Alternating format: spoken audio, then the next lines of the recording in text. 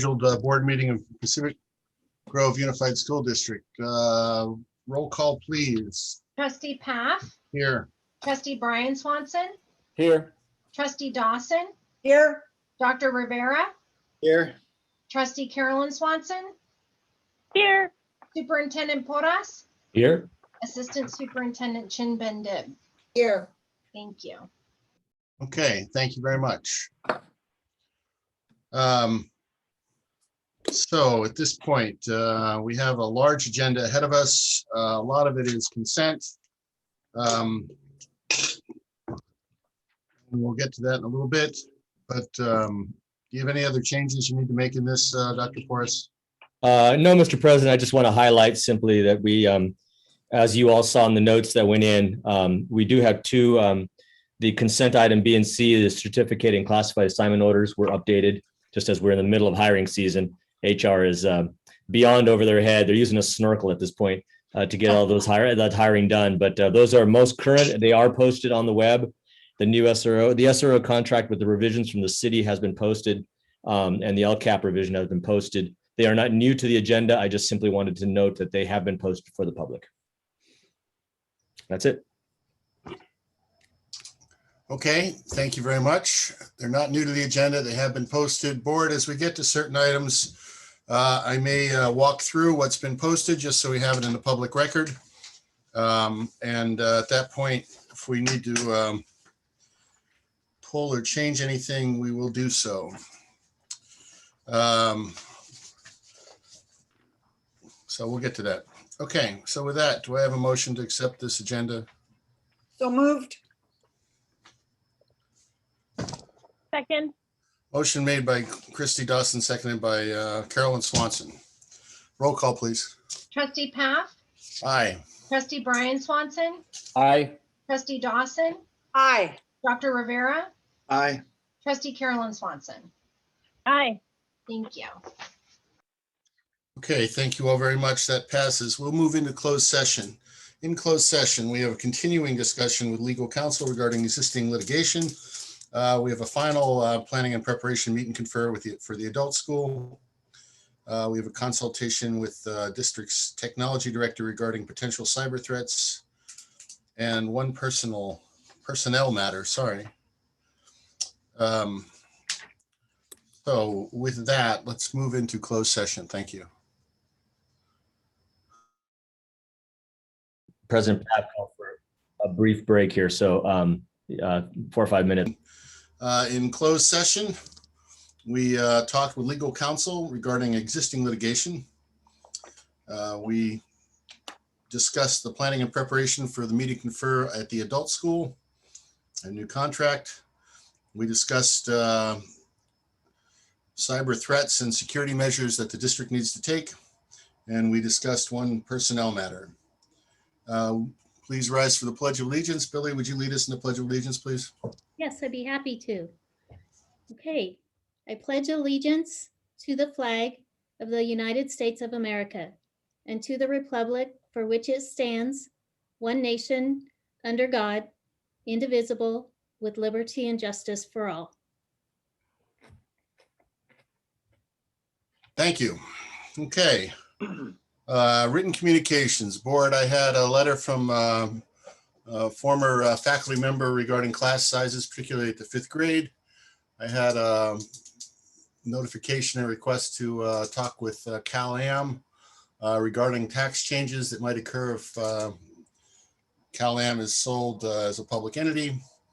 And I had some information concerning Title IX compliance, particularly for lactating women. Brian, anything else you have? No, I think you got one more than I did on the Cal-Am thing. I don't recall seeing that. I'll check my spam and junk mail filter, but That's okay. Carolyn? Yeah, I also got one, a parent regarding a staff question. And that's it. Okay. Frank? I got one. Parents that are concerned about the class sizes of the 5th grade in Robert Down. Thank you. Ms. Dawson? You've covered them all. Thank you. Perfect. Okay, with that, we'll go to board member comments, starting with Frank. Yeah, well, regarding the class sizes, we all know that smaller class sizes are very important. We all know how wonderful of a community we have here in Pacific Grove, and keeping those classes small is what lends towards that. So I'm glad to see that we're watching those numbers. So I now know that we are watching those numbers and making sure that those students will be taken care of. So thank you to the district for keeping an eye on those numbers. That's important to us. That's all. Christy? Well, as summer solstice is several days away, I love that we have meetings in the light.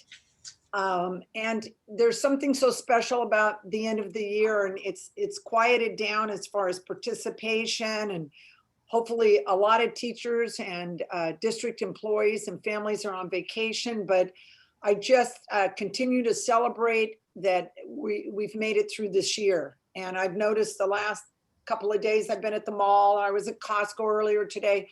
It just feels like things are getting back to normal, and I just can't wait for August and all the kids to come back and see what we see. I'm just very excited. Thank you. Okay, thank you. Brian? Well, I wanted to echo some of what Christy had said here too. First of all, gosh, it's June and we actually made it to June, which is incredible. And I hope everybody has a wonderful summer. I especially wanted to give a shout out to Billy though and her crew, because your work is not over yet. And I know you guys are earlobe deep at best in hiring and dealing with all of that. So hang in there, and I hope that you get a little bit of a break here on the summer too. But kudos to everybody and everybody that's still tuning in, and I hope we all have a wonderful summer. I'm looking forward to a greater step towards normalcy as we all come back in August. Thank you. Carolyn? Yeah, thanks, John. Yeah, so this is our last meeting of the 2021 school year, and I just wanted to mention that when we have our first meeting of the next school year at the end of August, we will be in person as far as I know, and then we will be debuting our live streaming for viewing and I believe for participation for folks who want to attend virtually. So that was one thing that came out of this pandemic year, is that we found value in folks being able to participate virtually, and we're going to continue that. So thank you to the board for being open to continuing that, and the tech department for working on making that happen. And those are my comments. Thank you, Carolyn. Dr. Porras? Thank you, Mr. President. I'll keep it very brief. We have a long agenda. I just simply want to thank the board for another great year. Lots of board meetings, lots of business. Certainly was not business as usual, but I just want to let you all know that the staff certainly felt your support as we navigated these waters this past year. And the success that we had with our students and our family is largely attributed to your leadership, and I really appreciate it. And I know the staff does as well. And so thank you for that. And also certainly appreciate the staff for the work that they've done. It was a tough year, but I think we came out of it strong, and I'm looking forward to getting into a summer, get everyone a bit of a break, and then land on our feet and move forward. I'll leave it at that for now. Thank you, Dr. Porras. We will move to PGUSD staff comments on non-agenda items. Do I have any staff who wish to speak up? I see no raised hands. Do you see any raised hands? Physical No, hands? sir, I don't see any either. Okay. 1, 2, 3. Okay, moving on. Individuals desiring to address the board, public comment on any item of interest to the public within the board's jurisdiction will be heard. The board will limit comments to no more than 3 minutes for each agenda or non-agenda item, and the total time for public input on each item is 20 minutes pursuant to board policy 9323. Public comment will also be allowed on each specific action item prior to board action thereon. This meeting of the Board of Education is a business meeting of the board conducted in public, and note the Brown Act limits the board's ability to respond to public comment. The board may choose to direct items to admin for action or place an item on a future agenda. With that, do I have any public comment?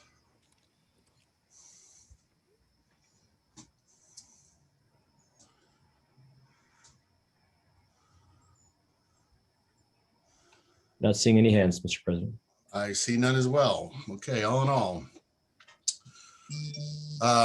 So with that, we'll move on to consent agenda. Board, there's been some requests. Consent is very large, but 3 items to pull off there, which I will just very quickly mention. We are going to pull item H, agreement for services with the City of Pacific Grove for an SRO. Item QQ, update to board policies, regulation, and exhibits from Parents' Right Handbook for 2021-22. And JJ, we will put these immediately following consent agenda in the order. JJ first, please.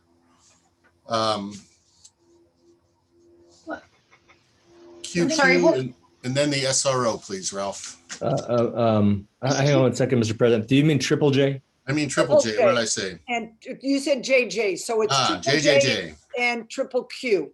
Oh, okay. Right, triple Q. J. Jonah Jameson, and I couldn't do 3 Qs in a row if I tried.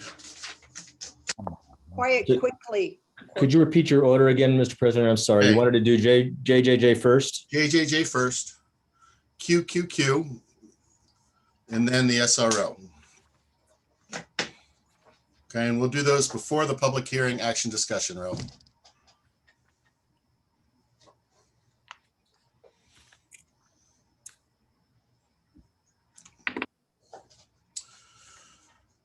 Okay. Board, also on consent, we do have some changes that mostly cover items that weren't quite minor typographical errors. Consent B and C have been reposted. We are in the middle of hiring. And Celia Laura should say 0.6 FTE, not 0. It was just left off. It should have been 0.60 to begin with. The certificate and classified revised have been reposted as of today. We were sent them. Consent H, we're pulling. There were some typos and a revised contract posted on the website today. Consent Y, cover says 7,000 and the contract says 4,000. The contract has been updated to 7,000. If I'm going too quickly on this, let me know. Okay, the lease agreement is with Wave Youth. Wave program was stated as free to middle schools, but in fact, that's no longer the case. There is a requested donation for $125 for a 2-week camp. In response to a question that came up, 98% of these are PGUSD students, but 100% are PGUSD residents. So there was a minor edit to Monterey Bay Swim Club, which is L. On consent 00, there's a memorandum of understanding for busing from Salinas.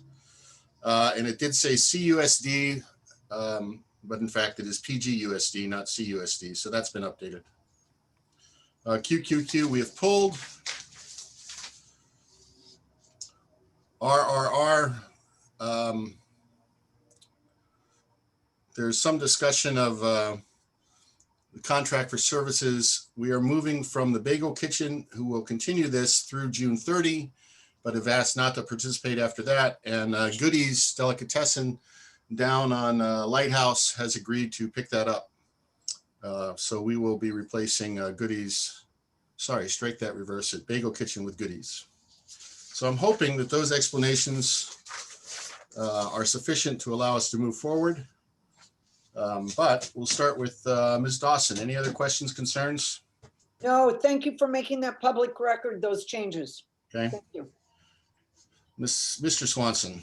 Nothing additional, thank you. Ms. Swanson. You know, I do have a quick question on O. It's regarding the CSBA Gamut Online Service Agreement. Okay. My question, I don't think it needs to be pulled. I just have a clarifying question, I think for Dr. Porras, about the service. Is this the service that will host our policy on a website, or is this just the service that will allow us to have access to templates for policy? This is just access to those templates and then some support in regards to some of that work as well. Although we still need to go to our own legal counsel ultimately as well. So it's really an archiving. Okay. Thank you for clarifying. That's all I needed. And that concludes my comments and questions. Thanks. Dr. Rivera. No comments. Thank you very much. Okay, we will move to public comment. Any public comments on consent?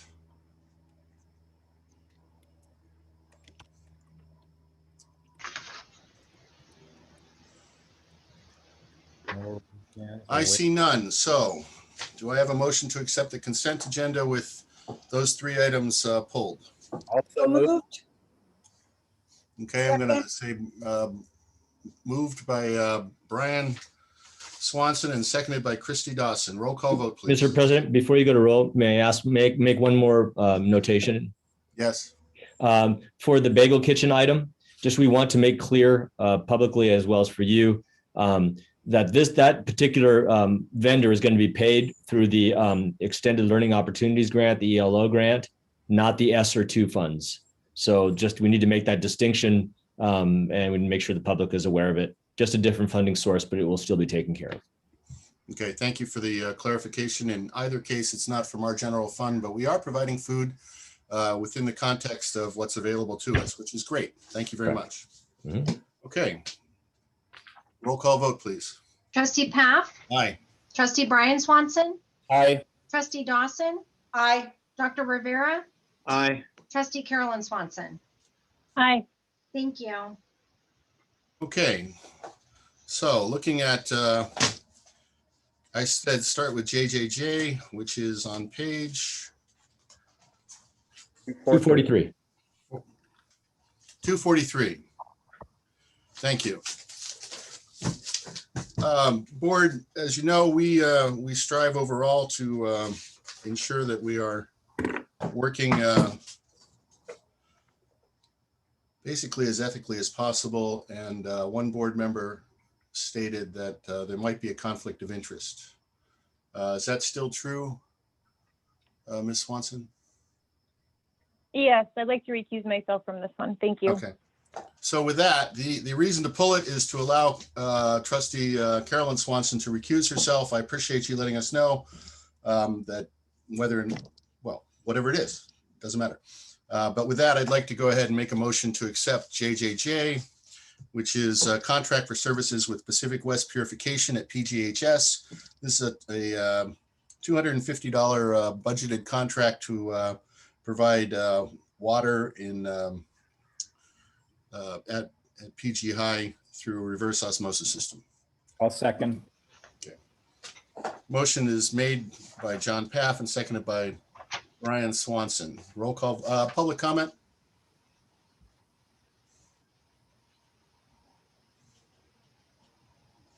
Seeing none, roll call vote, please. Trustee Paff, Aye.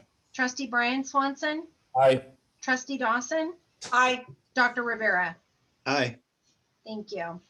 Okay, thank you.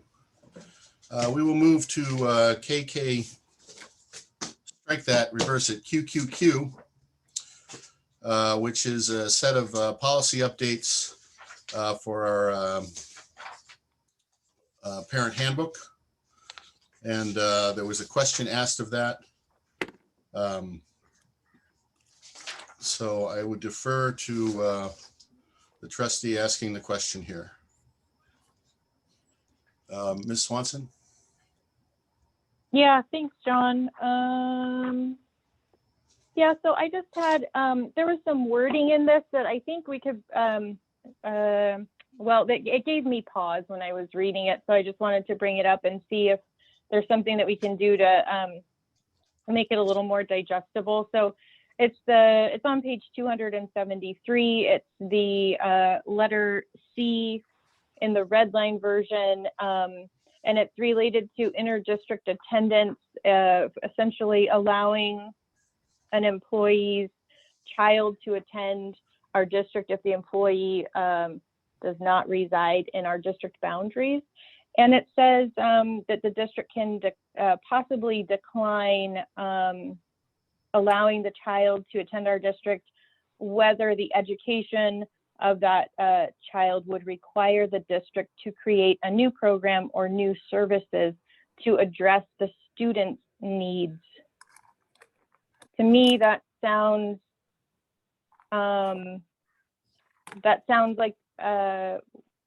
like we would exclude a child depending on their needs, and that's just not something that our district would do, I believe. But it did sound like we could change the wording to something about like undue, and maybe Dr. Porras can illuminate on that one. Change the wording so it's not directed at a student's needs that we would be declining attendance, but it would be more general than that.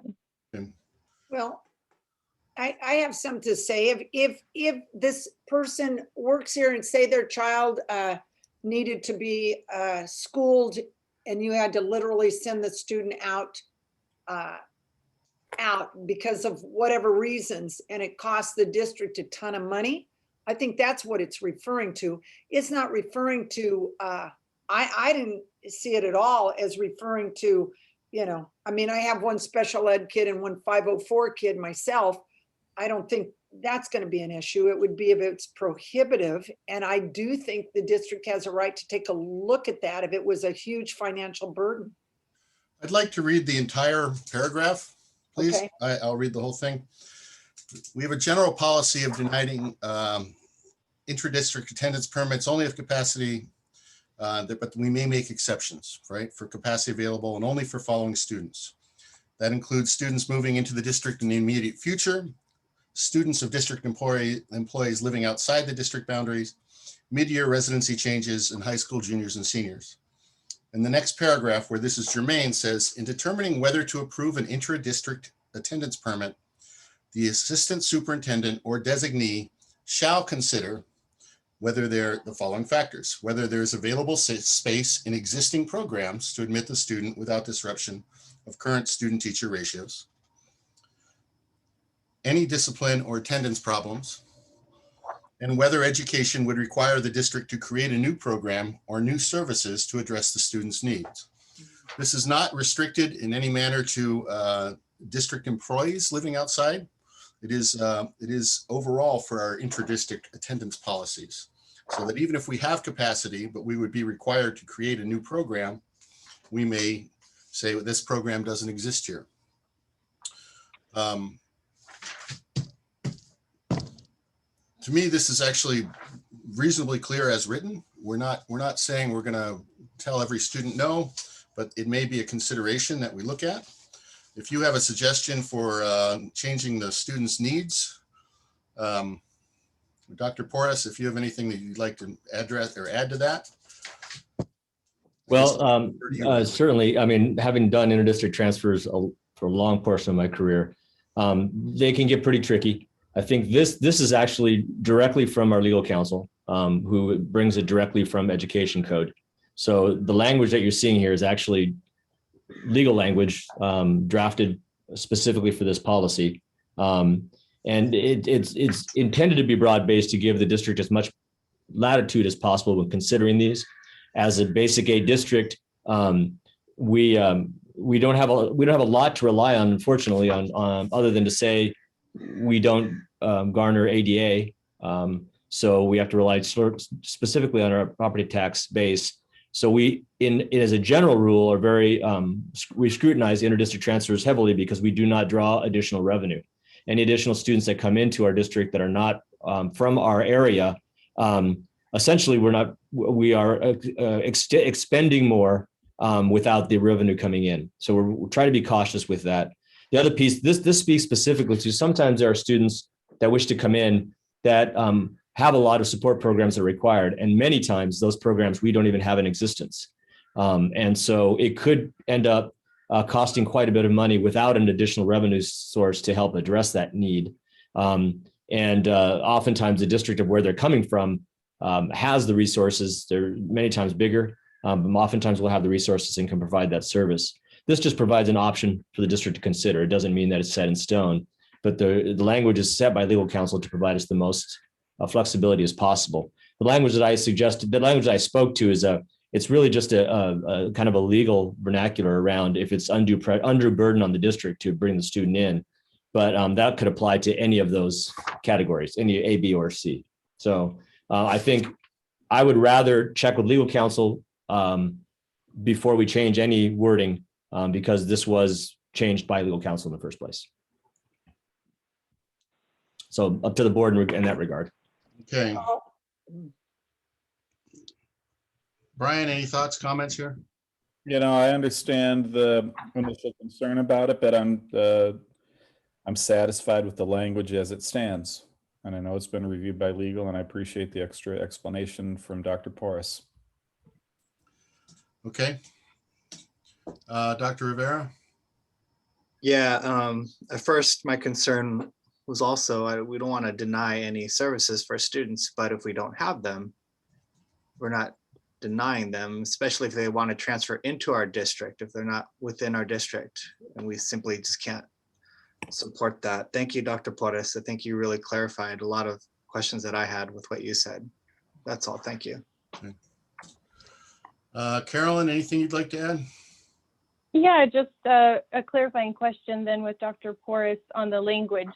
So this language was reviewed by legal for this specific revision this time, or was it reviewed in the past?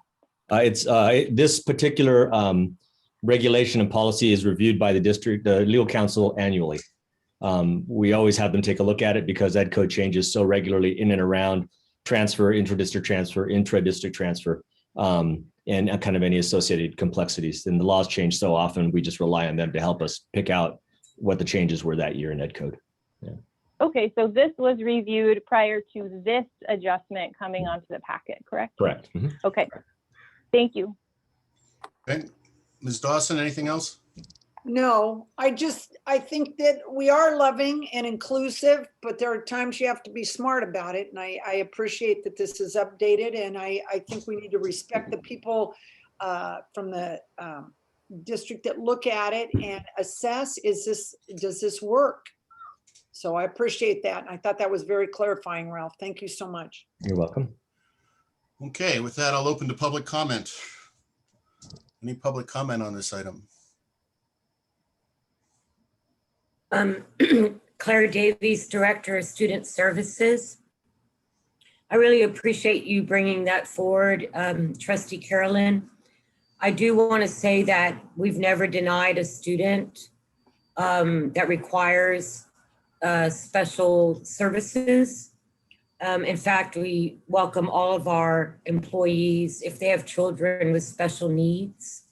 So since I've been in the district, we've welcomed all of our students. And I do agree that I think this would apply if a student required a specialized program that we just do not have. And we wouldn't be able to meet the needs of that student's, for instance, perhaps their IEP. And so that's how we would work it through. But I can say for the last 8 years, it has not come up, if that helps. Thank you. I thought I had one more hand raised. Eloisa? Ooh, yes. Hello, Louisa, yes.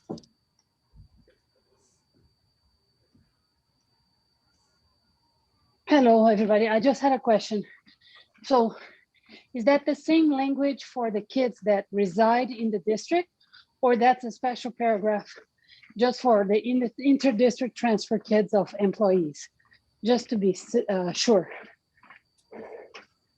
Dr. Porras, I think that's a quick answer. Go ahead. Sure, it applies to students asking to come into our district from other districts. And it's not just employees, it's all of those 4 categories that were mentioned earlier in the policy. Right. Thank you. Okay, with that, I see no other hands. We will close public comment. Hopefully everything has been answered. Do I have a motion to accept consent QQQ? So moved. Second. A motion's made by Christy Dawson, seconded by Dr. Frank Rivera. Roll call vote, please. Trustee Pfaff, Aye. trustee Brian Swanson, Aye. trustee Dawson, Aye. Dr. Rivera, Aye. trustee Carolyn Swanson. No. Okay, passes 4-1. Thank you all very much. We will move back to consent H, which is, pardon me, on page 38, an agreement for services with the City of Pacific Grove for a school resource officer. We have had a contract, I believe, from the 2008-2009 school year for an SRO with the City of Pacific Grove. The district has paid half and the city has paid half. Sorry, I'm off video. With that, this is the same contract we had last year with a change to the salary structure, increase of $37.82 from prior years. So with that, are there open questions? We will start with Ms. Dawson. Yeah, this is one of those issues that over time has had a lot of articles written, and a lot of different districts are handling this in very different ways. I do know in this district, from what I've seen and what I've heard, it's been a very positive addition to our educational setting. Having been in other districts where you may never even see your SRO, but he's getting paid by the district, but where is he? So I'm happy that we have such a nice relationship. And I think it does bear continued kind of looking at it and making sure that it's what we need as a district. But I'm very happy with what I've heard so far and what I've seen. Thank you. Thank you, Ms. Dawson. Actually, before I go on to other trustees, Dr. Porras, anything you'd like to add? No, I did want to mention also that our Pacific Grove Police Department Chief, Madelone, is also on the call and available to help speak if you like.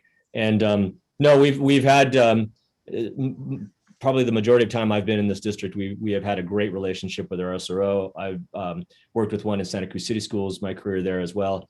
I think Pacific Grove has the fortune of being a unique community and a unique district, and we don't see a lot of the problems that other districts might see with law enforcement on campuses. He has been a boon for our district in regards to connections with students, connecting families and students with social services and public services, presenting all sorts of information to our families on informational evenings, be available for our athletic events and evenings.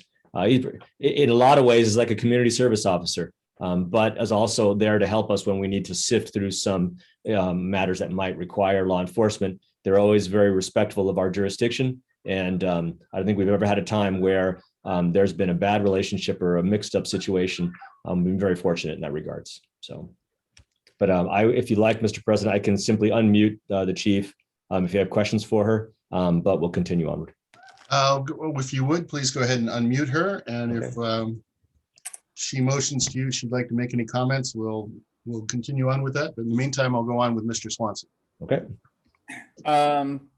I don't have a lot to add other than that, I think about the couple of SROs that we've had in my time on the board, and I think they've been exemplary. They remind me of the officers that would visit the campus of my elementary school when I was a kid. I mean, they were peace officers and they were awesome. I understand the need to scrutinize it and to, bring it up every year and talk about what it is. But I think we've been very fortunate to have really remarkable SROs on our campus. And I want to continue with this, continue to support it. We've been very fortunate. Thank you, Mr. Swanson. Ms. Swanson. Oh, yeah, thanks, John. I really wish there was our student rep here tonight. If I'm not mistaken, we don't have a student rep tonight. Is that right, John? Yes, we do not have a student rep at the moment. Okay. Yeah, so having a police officer, an armed police officer on campus, it's not a decision that I take lightly. I did, of course, read the contract, but I sat with this and thought about it a lot. And I think there is value in the program, at least right now. We do have a good relationship with our police department, and I actually, I'm appreciative of that because they seem to be such good collaborators with our school district, and I don't think that is the case everywhere. So I think we are lucky in that regard. I wonder. I just want to check really quickly with Dr. Porras. Did legal recently review this kind of new, I don't know if new is the right word, but this agreement that's in the packet right now? Did they review that recently, Dr. Porras? Yeah, both the legal counsel for the city as well as our legal counsel had reviewed it. This is initiated by the city's attorney, and we had our attorney look at it. Aside from the typos and that kind of thing, which were corrected, the context of it and the content of it were appropriate. Okay, thank you for that. And one thing I would like to put out there for this is it is now almost, it's $80,000 essentially. And I would like to have a discussion about how we can either match those funds for more support for mental health and kind of trauma prevention. If there's a way to do that, maybe 50 cents on the dollar, maybe dollar for dollar. But I think that's kind of, that's the direction that I would like to see this go. I'm in support of the SRO being on campus, and that is because the feeling that I get from staff is that it's valuable for them and it creates safety for them. And so I want to be very aware of what they are relaying to us as a board. I am not at the high school every day or Forest Grove every day. And so, so I really do value the staff information. But like I said, I would really appreciate, and maybe we can do this next cycle because this comes up every year, if we can get feedback from the students on this program. I think it would be very valuable. It would be valuable for me. I think it would be valuable for the board as well. And those are my comments. Thank you. Dr. Rivera? Yeah, it's been a while since I've been on campus, but I remember our SRO, has a very friendly face, good relationship with both parents and students. And I think that's important, especially going through this past year. And I'm speaking beyond just the pandemic, but other social issues that have been in the news, and whether we like to hide those or not hide them from our children, a lot of them are seeing them. So I support having this friendly face around, and yeah, those are my feelings. Thank you. So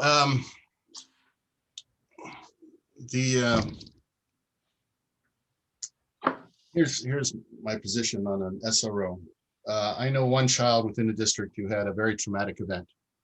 And the very second person this individual contacted immediately after discussing with her folks was a direct call to a prior SRO with whom she'd had a good relationship.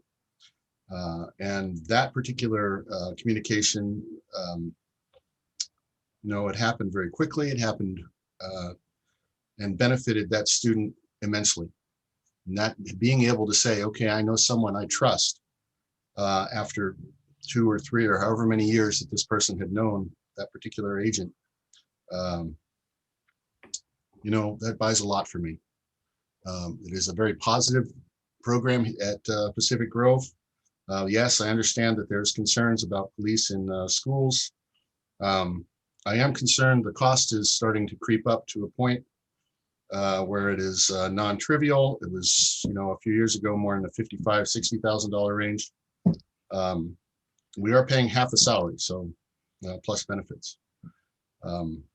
As far as additional mental health in the last 3 years, I think we've added 3 counselors total.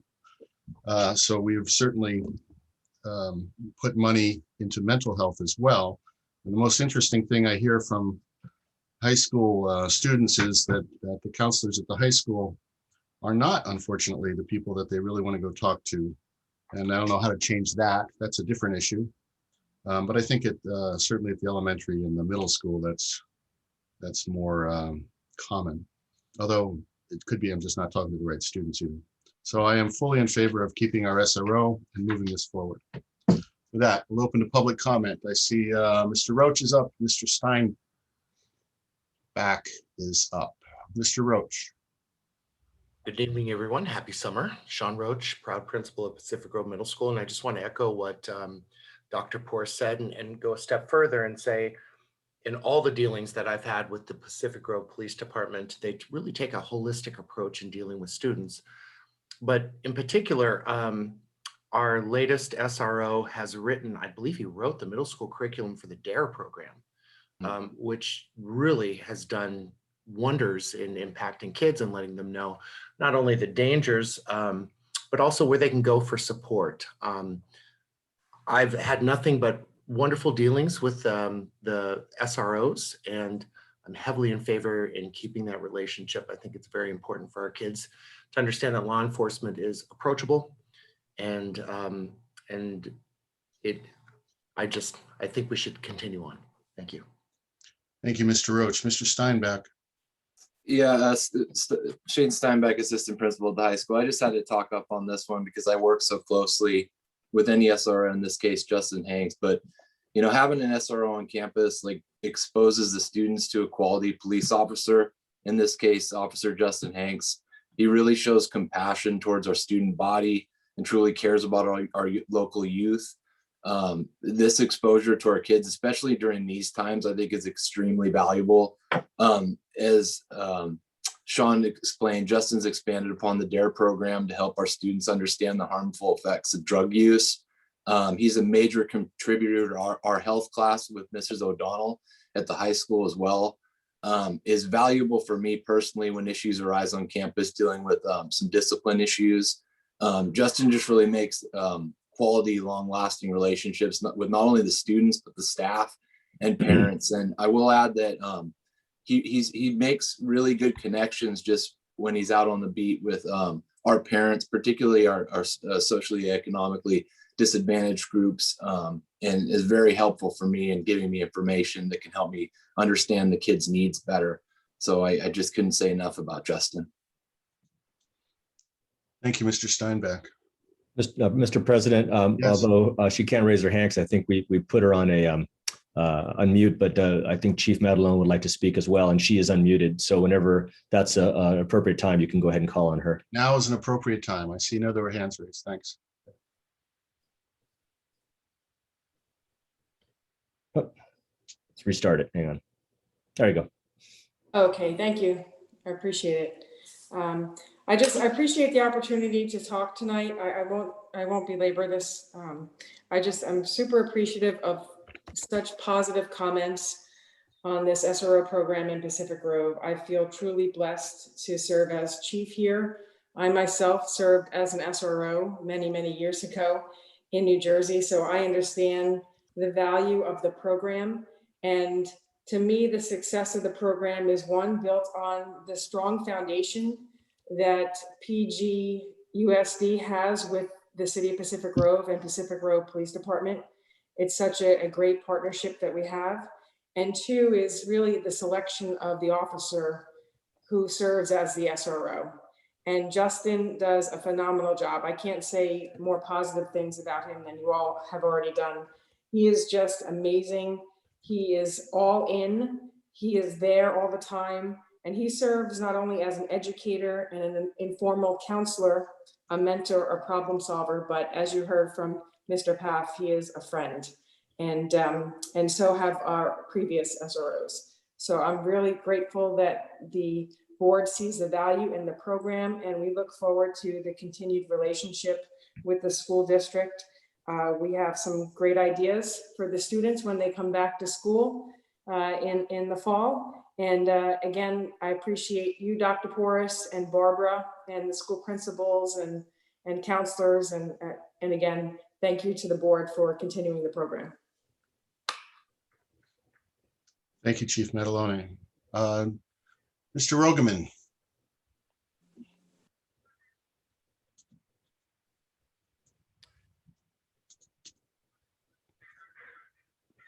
Why am I not? Thank you, President Paff. I just wanted to add my support as a site ed administrator as well. For those of you that are at the meeting that don't know, my name is Buck Rogeman. I'm the principal of Forest Grove. And I think that one of the things that Officer Hanks brings to our younger children is a really positive first encounter with our police force in town. We feel so fortunate and so honored to have Officer Hanks here. Just as Principal Roach said, the work that he does with the DARE program focuses not only on trying to prevent drug and alcohol use, but more on just decision making and healthy living, not only from a physical standpoint, but from a social emotional standpoint as well. Just like our teachers, he has that he's chosen to do this work because of the love and care and concern that he has for our children. And so for our students' first exposure to law enforcement to be Officer Hanks or a school resource officer, I think is absolutely valuable and worth funding. Thank you, Buck. Dr. Porras, you see any other hands raised? I'm just looking now and I do not. Okay, we'll bring this back to the board.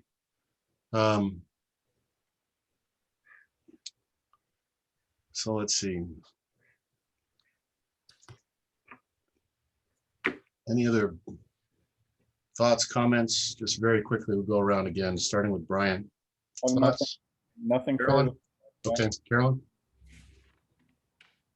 Yeah, like I said, I'd really like to hear from the students. I think that is one component for me that's kind of left out regarding this program. I don't know if we can, I don't know how to implement that, if it's just a simple survey or what, but yeah, I'm thankful for the positive collaboration that our district seems to have with the police department. And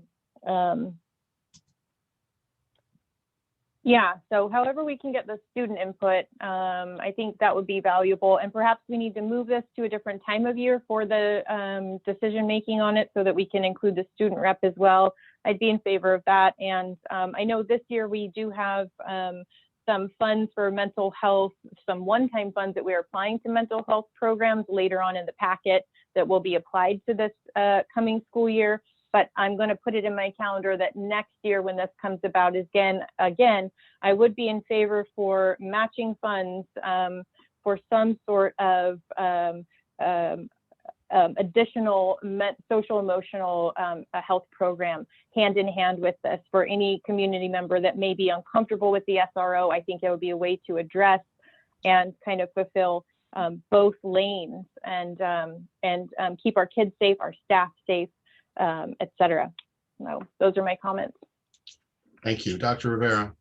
No additional comments. Thank you. Ms. Dawson.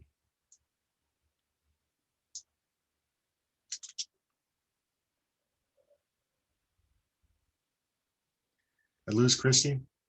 She's muted. You're I muted. appreciate the comments. Sorry, I muted myself. I appreciate the comments from the chief and from the sites as well, and I'm happy to support this. Thank you. Thank you. Okay, with that, do I have a motion to accept the consent J, which is a contract with the city of Pacific Grove for a, Thank you. I'm sorry, it's not J, it's H. Consent H. School resource officer. Also move. Second, Motion made by Brian Swanson, seconded by Christy Dawson. Roll call vote, please. Trustee Paff, Aye. trustee Brian Swanson, Aye. trustee Dawson, aye. Dr. Rivera, Aye. trustee Carolyn Swanson. Hi. Thank you. Passes 5-0. Thank you all very much. Chief Mataloni, thank you for being here tonight. Okay. With that, we move on to public hearing A. We open a public hearing for the tentative agreement with California School Employees Association Board and public. We have gone through these and they are now signed, and this is a final board ratification. So we're starting with Brian, Carolyn, Franken, and Christy. Comments? I have nothing additional on this one. Thank you. Okay. Ms. Swanson? Yeah, thanks, John. Sorry, just flipping to it here. Page This is 332. this, Yeah. the CSEA. Yeah, this is the same. I had sent an email over to Ralph earlier this week, and I'll just say it out loud, is that I was hoping to see more detailed information in this regarding the one-time money related to proration for 1.0 FTE and then on down. It's detailed beautifully in the PGTA public hearing, or the PGTA tentative agreement, but this one for me falls a little bit short. However, I realize this has been approved. I should say it has been approved, but it's gone through such a process at this point, and it sounds like all the parties are clear on the prorating of the one-time money, that it's okay with me how it is, but in the future I would like it to be spelled out a little more clearly. That's it. Thank you, Ms. Swanson. Dr. Rivera, No additional comments. Thank you. Ms. Dawson. No comments, thank you. Okay, I have none either. We will move on to public comment.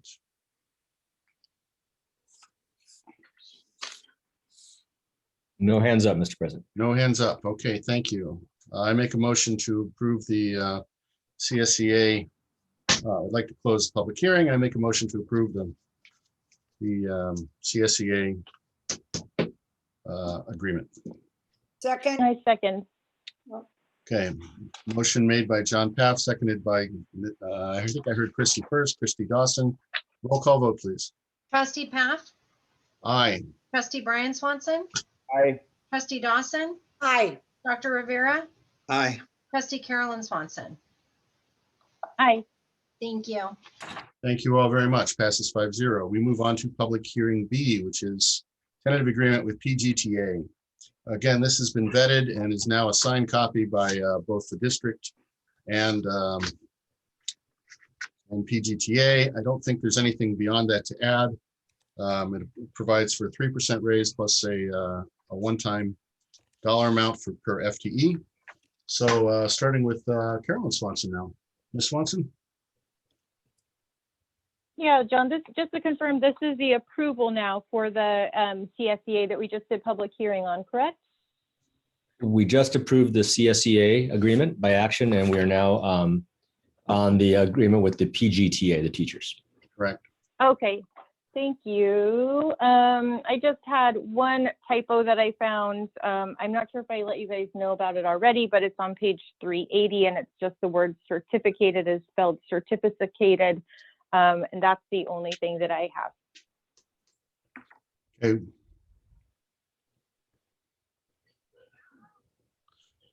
Okay, if certificated doesn't spell certificated, what does it spell? That's my question. Okay, moving on.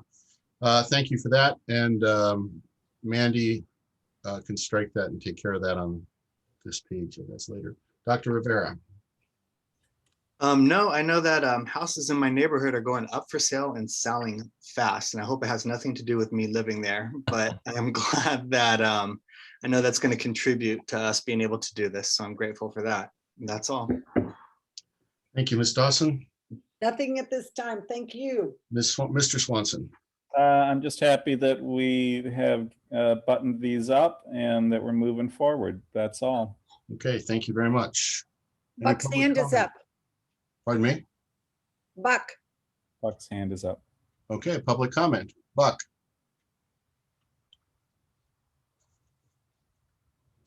Just want to take a moment and thank our colleagues from PGTA for the negotiations process. Just wanted to say that everything throughout the entire process was very business-like, respectful, and I think that both sides worked together to come to an agreement that is really a good one, a solid one. And so we're really looking forward to opening things up next year as well. And I just really wanted to publicly appreciate the members of the PGTA negotiating team for the spirit in which we worked to come to this agreement. Thank you. Thank you, Mr. Rogerman. Ms. Chinbendib. I'd like to thank the county office as well, and Yeah. expeditiously review and approve the AB 1200 documents for both PGTA and CSEA. And it seems like it's a trend working with PGUSD, they only have like about 48 to 72 hours as opposed to traditional 10 days. So we were appreciative of that. Thank you, Ms. Chin-Ben-Dib. I see no other hands in the chat room. Nope. Anything raised there, Ralph? No, Mr. President. Okay, we'll move on. Do I have a motion to accept the tentative agreement for contract for PGTA for 2020, 2021? So moved. Second, Motion made by Frank Rivera, seconded by Christy Dawson. Roll call vote, please. Trustee Pat, Aye. trustee Brian Swanson, Aye. trustee Dawson, aye. Dr. Rivera, Aye. trustee Carolyn Swanson. Aye. Thank you. Mr. Thank you. President, if I may, I took note that the public hearing closed at 7:28. Is that what you got? Yes. Okay, thank you.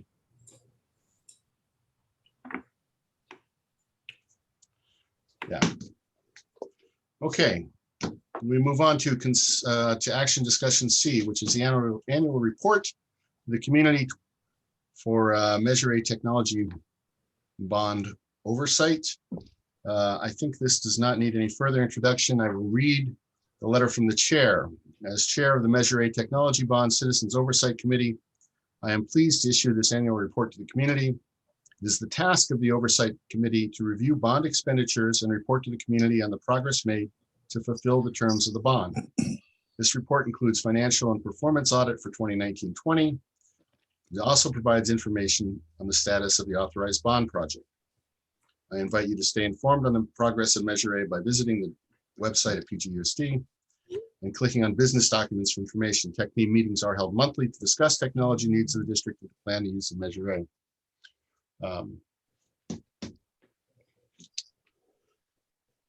For more information, go to EdTech PGUSD or contact Matt Binder. You are also invited to attend the meetings of the Citizen Oversight Committee.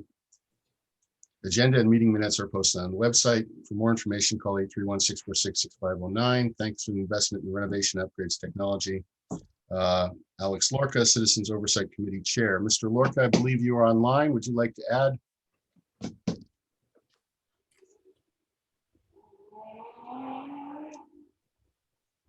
Thank you, Chair. Sorry, I was having trouble unmuting there. No, nothing to add, but I will co-opt this opportunity of having the microphone to thank you folks and all your site supervisors for everything you've done this past year, extraordinarily challenging year.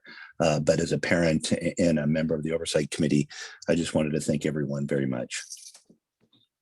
Thank you, Mr. Lorca, and thank you for chairing the committee. Ms. Chin-Ben-Dib, anything you'd like to add? No, just want to thank COC committees. They have graciously accepted the second term as well. So they will help us to have continuity, to get a little bit of history of both, not just Measure A, but it will be Measure D coming next year. And also to appreciate, I really thank Mr. Lorca as continuing not just first year, but also continuing as the chair of the committee. Thank you very much. Okay, with that, starting with Dr. Rivera, any questions on this item? No, sir. Okay, Ms. Dawson, None for me, thank you. Mr. Swanson, I don't have any questions, but I did want to express my gratitude towards the chair, Mr. Lorca, and everybody on the committee. It's always nice to have extra eyeballs on what's happening. There's so much that's going on, and it's comforting to know that they're there. That's all. thank you very much. Ms. Swanson. Yeah, I just actually was going to say something similar to what Brian just said, because it just takes so much effort and time for members of the public to participate in something like this. And there's 2, 4, 7 community members who dedicated their time. And I'm so glad to hear from Song that they're going to continue. So thank you. Thank you so much. Thank you, Ms. Swanson. Public comment, please.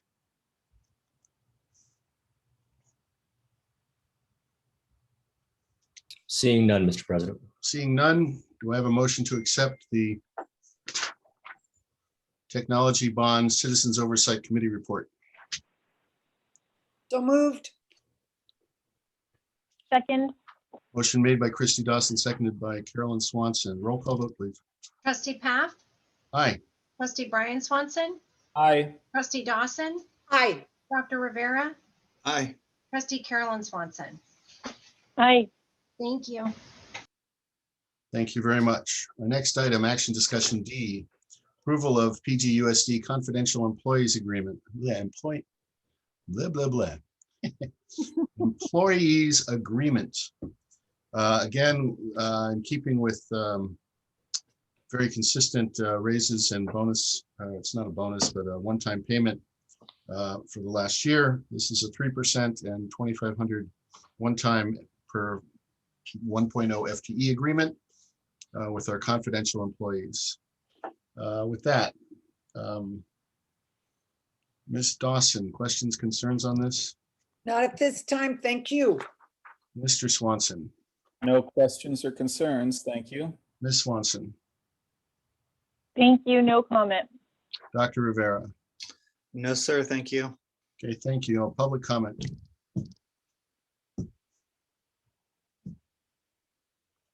Seeing none, Mr. President. I see none. Thank you very much. So do I have a motion to accept the confidential employees group compensation agreement? Also move. Second. Motion made by Brian Swanson, seconded by Christy Dawson. Roll call vote, please. Trustee Path, Aye. trustee Brian Swanson, Aye. trustee Dawson, Aye. Dr. Rivera, Aye. trustee Carolyn Swanson. Aye. Thank you. Thank you all. What are you saying there, Mandy?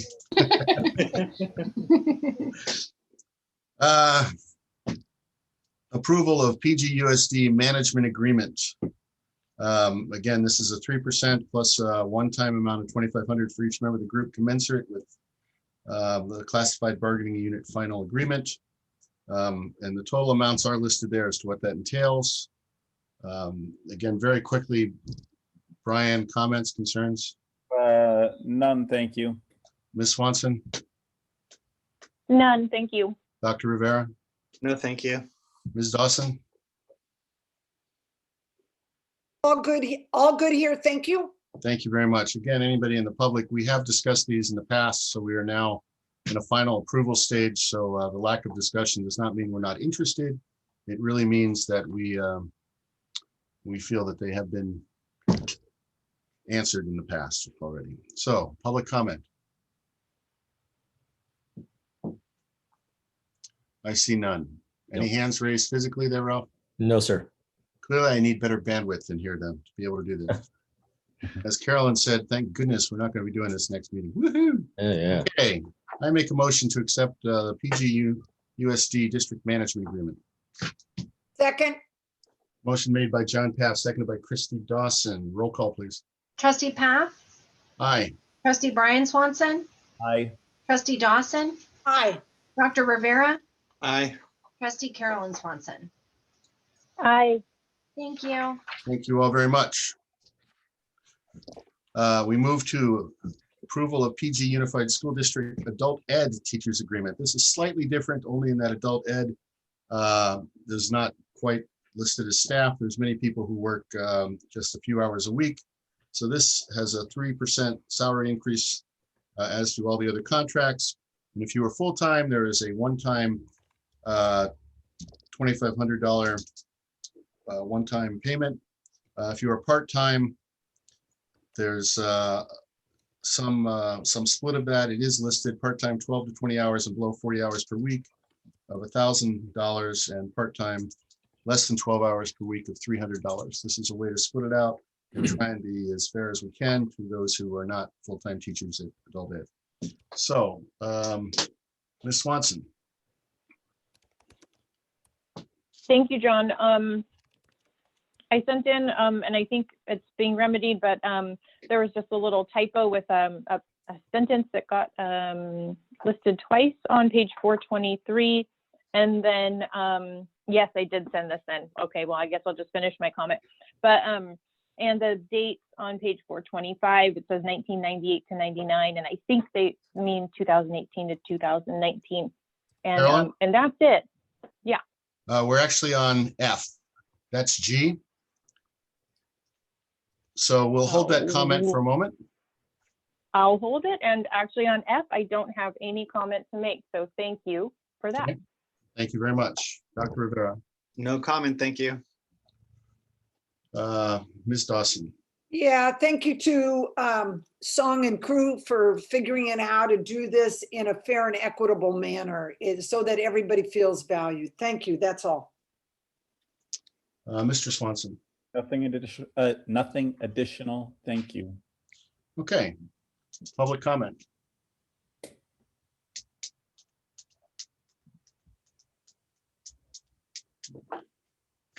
Seeing none, do I have a motion to accept the meet and confer for Pacific Grove Adult School contract? So moved. Second, Motion made by Dr. Rivera, seconded by Ms. Dawson. Roll call vote, please. Trustee Path, Aye. trustee Brian Swanson, Aye. trustee Dawson, aye. Dr. Rivera, Aye. trustee Carolyn Swanson. Aye. Thank you. Okay, so now we move on to G, which is approval of the Assistant Superintendent's 2021 to 24 contract, which has the same 3% plus $2,500 retroactive. As Ms. Swanson pointed out, there were some, well, I would say changes in the spec in the cover sheet, which she noted. Carolyn, I guess you can go ahead if you'd like to repeat it, or we acknowledge what you've already said. Yeah, I think I've made it clear. Thank you so much for that second opportunity. We're good. Okay, so then we'll go back to Dr. Rivera. No comment. Christie, No comment here, thank you. Mr. Swanson. All good. Thank you. Okay, public comment.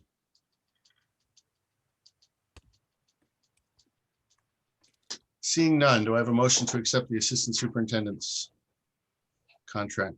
So moved, Second. Motion made by Christy Dawson, seconded by Brian Swanson. Roll call vote, please. Trustee Path, Aye. trustee Brian Swanson, Aye. trustee Dawson, yes. Dr. Rivera, Aye. trustee Carolyn Swanson. Aye. Thank you. Thank you. And on a non-contract related note, Ms. Chinbed, you do a very good job for us. Your responsiveness and your ability to provide the information that we need in a timely manner is greatly appreciated. Thank you very much. Thank you, board. So we move on to action discussion H. I don't know, I was thinking of just skipping this one. What do you think, board? Yeah, we're too busy tonight, push it off. Okay, approval of the superintendent's 2021-24 contract. Person responsible is me. So this is actually in keeping very specifically with what we've done for everyone else in the district. We provide a 3% increase and a one-time payment of $2,500. Also, there is a minor change in the cell phone stipend to match the CBOs. So, Dr. Rivera. No comment. Just happy to have you aboard. Ms. Dawson. Yeah, after this year, a hearty yes on this one. Mr. Swanson. The same. Happy to have you here, and I, even though I didn't elaborate on all the others that we went through, but from here, from the top on down, we have a really tremendous crew, and it's been a hell of a year. And so kudos to everyone. This is a well-deserved bump that everybody is getting. So thanks to everyone. Thank you very much. Ms. Swanson. Yeah, everything's already been said, so no further comment from me. Thank you all very much. I make a motion to accept the 2021 to 24 contract for the superintendent. Second. I'll second. Motion made by John Paff, seconded by Frank Rivera. Roll call vote. I'm sorry, public comment.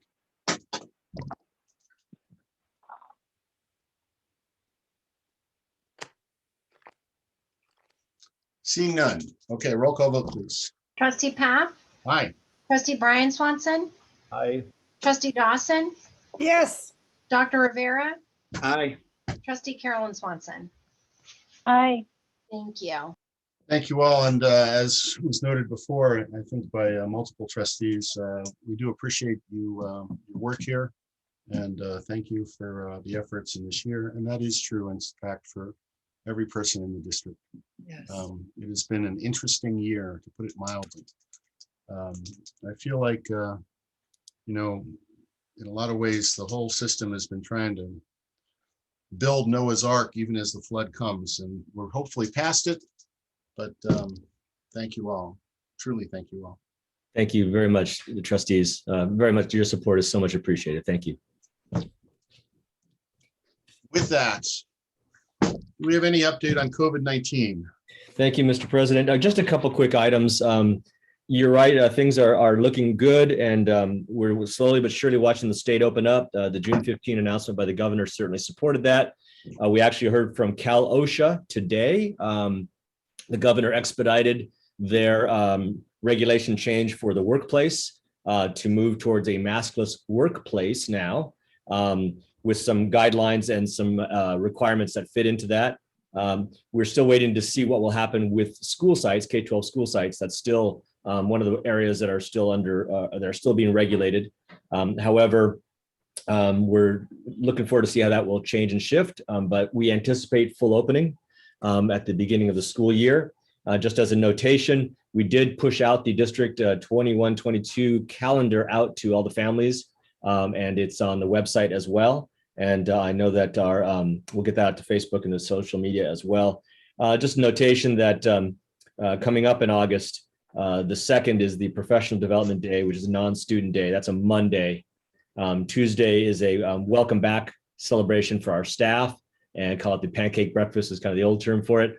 But we'll see all our staff back and get a chance to get back together, a little fellowship, and get ourselves working. The 4th, which is a Wednesday, is a teacher prep day, not for students. Then our teachers are going to be back in their classrooms and getting things ready to roll, which is exciting. And then Thursday, the 5th, is the first day of school for our students. So very busy week as that goes. And we're all very excited about that coming into play. So again, you can see that calendar on the website. If there are any questions, you can certainly check in with the school sites or the district office. I do also want to make one other notation for you. We have been in conversation with both North Monterey County Unified School District as well as Salinas Elementary Union School District. Both of those districts are operating independent study programs for TK through 12 students. They are opening their doors to any student in the county who would like to enroll and apply. The North Monterey County program is still a true independent study program. However, they have received lots of dispensations from the state in terms of waivers, so they're unlimited in their enrollment. They will staff as many kids as come, and so that's a good thing. We do have a classroom already housed here at the David Avenue campus for the independent study. Their superintendent did let me know that if there is an interest in the elementary families, if they cannot find space, they do know some places in Monterey Peninsula Unified that they could house. So they are ready to welcome families who may feel like they do not wish to come in person just yet and want to take advantage of the independent studies program that they offer. They merely need to get a hold of North Monterey County. They also are willing to come and do a sort of a Q&A with our families if we like, to help inform, and we'll probably take them up on that. The families would simply disenroll from PGUSD, enroll with North Monterey County, and participate in the program, which is a full distance learning platform. They have a full, robust syllabus, and a family can at any time withdraw from independent studies and come back into our district. So it's a good opportunity for families who would like to stay with distance learning.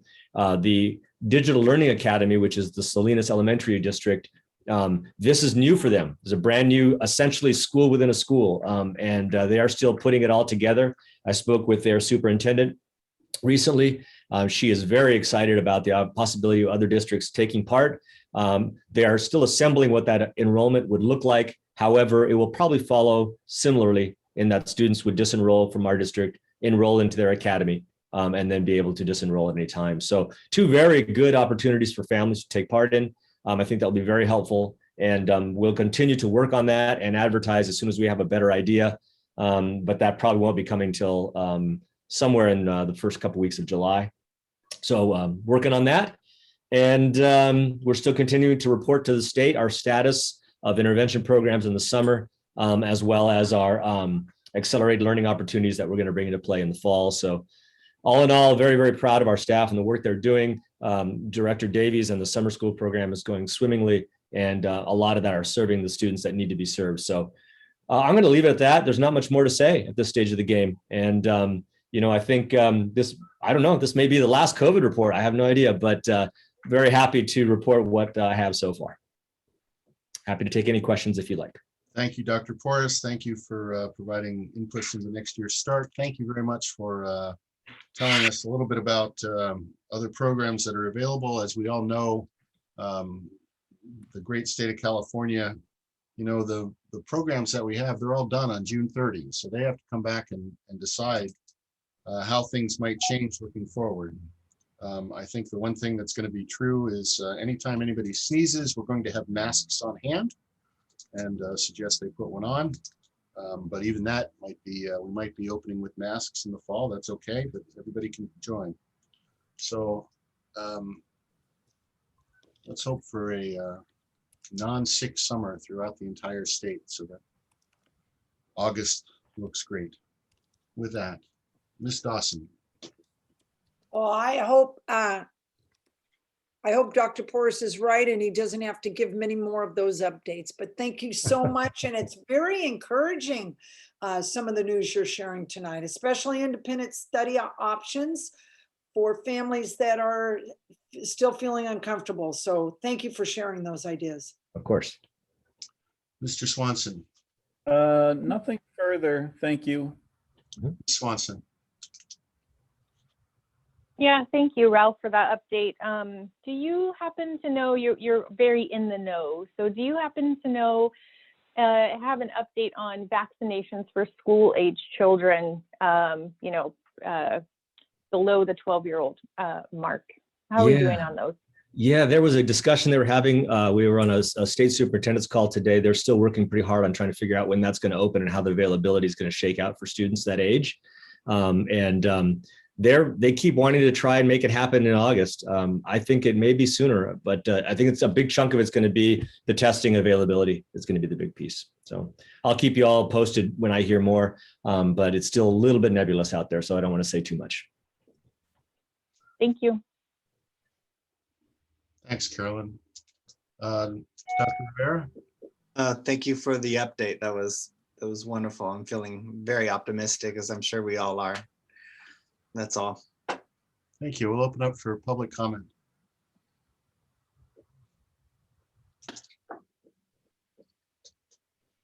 I see no chat hands. Any real hands? No, sir. Seeing none, there is no action required on that. We will move on to action discussion K. Board, just Jay. No, we're on K. J. I was gonna Close say, J, correct? not in my book. Okay, good. Yeah, we're on K. Okay. It just sort of amuses me that I just got a notice from CSBA that new Juneteenth holiday does not apply to California school employees this year. Right. It must be bargained in future. And it turns out, of course, we're out of school. So everybody in our district, I think we agree you can have the day off. Which is kind of nice. Be done with it. We'll move on to K. Adoption of local control accountability. Wait, what happened? I'm sorry, I missed one. Hey, We are on J, which is 203 pages of budget. The budget, really the critical part of this is about the first 50 pages.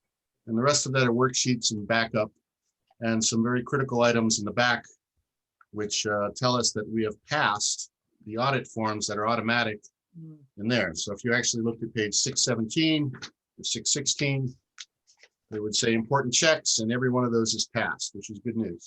We have gone through this budget in the past, and I'm not going to ask Ms. Chin-Ben-Dib for any update. I will ask the board if there are further questions. This was brought out. This is the identical to what we had last, with a couple of probably typographical errors that are fixed, but it's identical to what we saw last meeting. So with that, Brian, any questions? I don't have anything additional. Thank you. Ms. Swanson, Nothing further. Thank you. thanks. Frank, That was a wonderfully clear presentation last week. Thank you. Nothing further. 2 weeks ago, but who's counting? Because boy, does time fly. Christy Dawson. I think it's very apropos that her new contract is here tonight and money and all that to recognize outstanding work. So great work, Song. Thank Thank you you. very much. Ms. Chinbed-Dib, unless you would like to add something, I will move to public comment. No, we're ready to upload this into Escape. Okay. Do Public it tonight, we'll do it tonight. He has been stalwart on this. I have to tell you, I just cannot tell you how impressive the work she has been. So amazing. Thank you. Thank you. Okay. Public comment? I see no hands. I see no hands. Well, Do I have a motion to, do I have a motion to adopt the district general fund budget and all other funds for fiscal year 2021-22? so moved. Second. Motion made by Christy Dawson, seconded by Carolyn Swanson. Roll call vote, please. Trustee Path, Aye. trustee Brian Swanson, Aye. trustee Dawson, Hi. Dr. Rivera, Aye. trustee Carolyn Swanson. Aye. Thank you. Passes 5-0. Thank you all very much. Ms. Chinbed-Dib, thank you for your efforts. And, we have an approved budget for the next school year. Woohoo! Yeah. Minor things, but terrific. Actually, it's a major thing. Okay, our next item is action discussion K. This is the LCAP, which has been brought back. There have been some changes. And here, I think I do need to let Director Silva express if there are any substantial changes. There were certainly changes in correcting some minor typographical errors throughout the document. This is a massive document. Again, I've said in the past, it was intended to be 12 to 13 pages, and you see ahead of you 622 to 718, so it's 100 pages.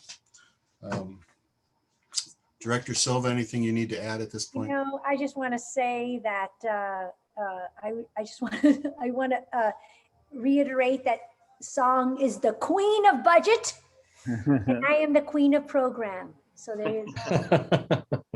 So I have to say that in the LCAP, I speak the story of our district, and I speak the story of the budget. And that's where Song and I work beautifully together. So a couple of things that have changed. Goal 1, a part of the CTIG grant, they really wanted us to emphasize completion of a computer tech education pathway as career or tech ready.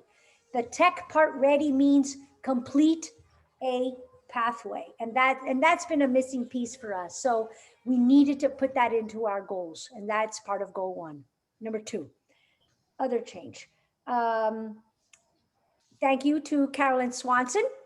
You know what? I love it. You pointed us out to how did you come up with your projections for the future. And so I went back to our high school principal and I said, let's talk about this. And so we came up with a plan that 2% growth over year would give us a 30-year growth. However, we know that may change given the new projections, given the new data that we get every single year. But this is a starting point. So I just want to thank Carolyn Swanson for pointing us in that direction and kind of making us rethink about that.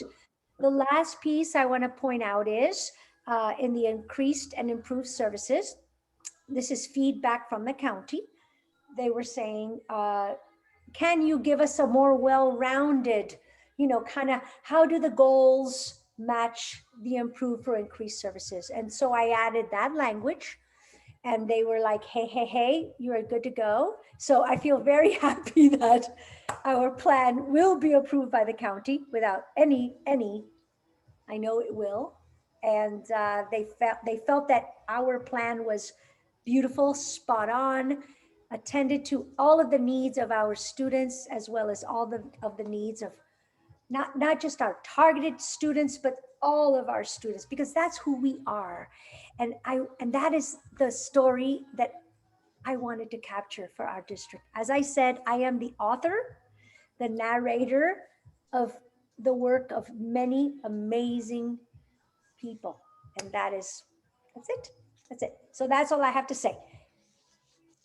Uh, And today's my birthday. Happy birthday. Thank you. So clearly, most importantly, happy birthday, right?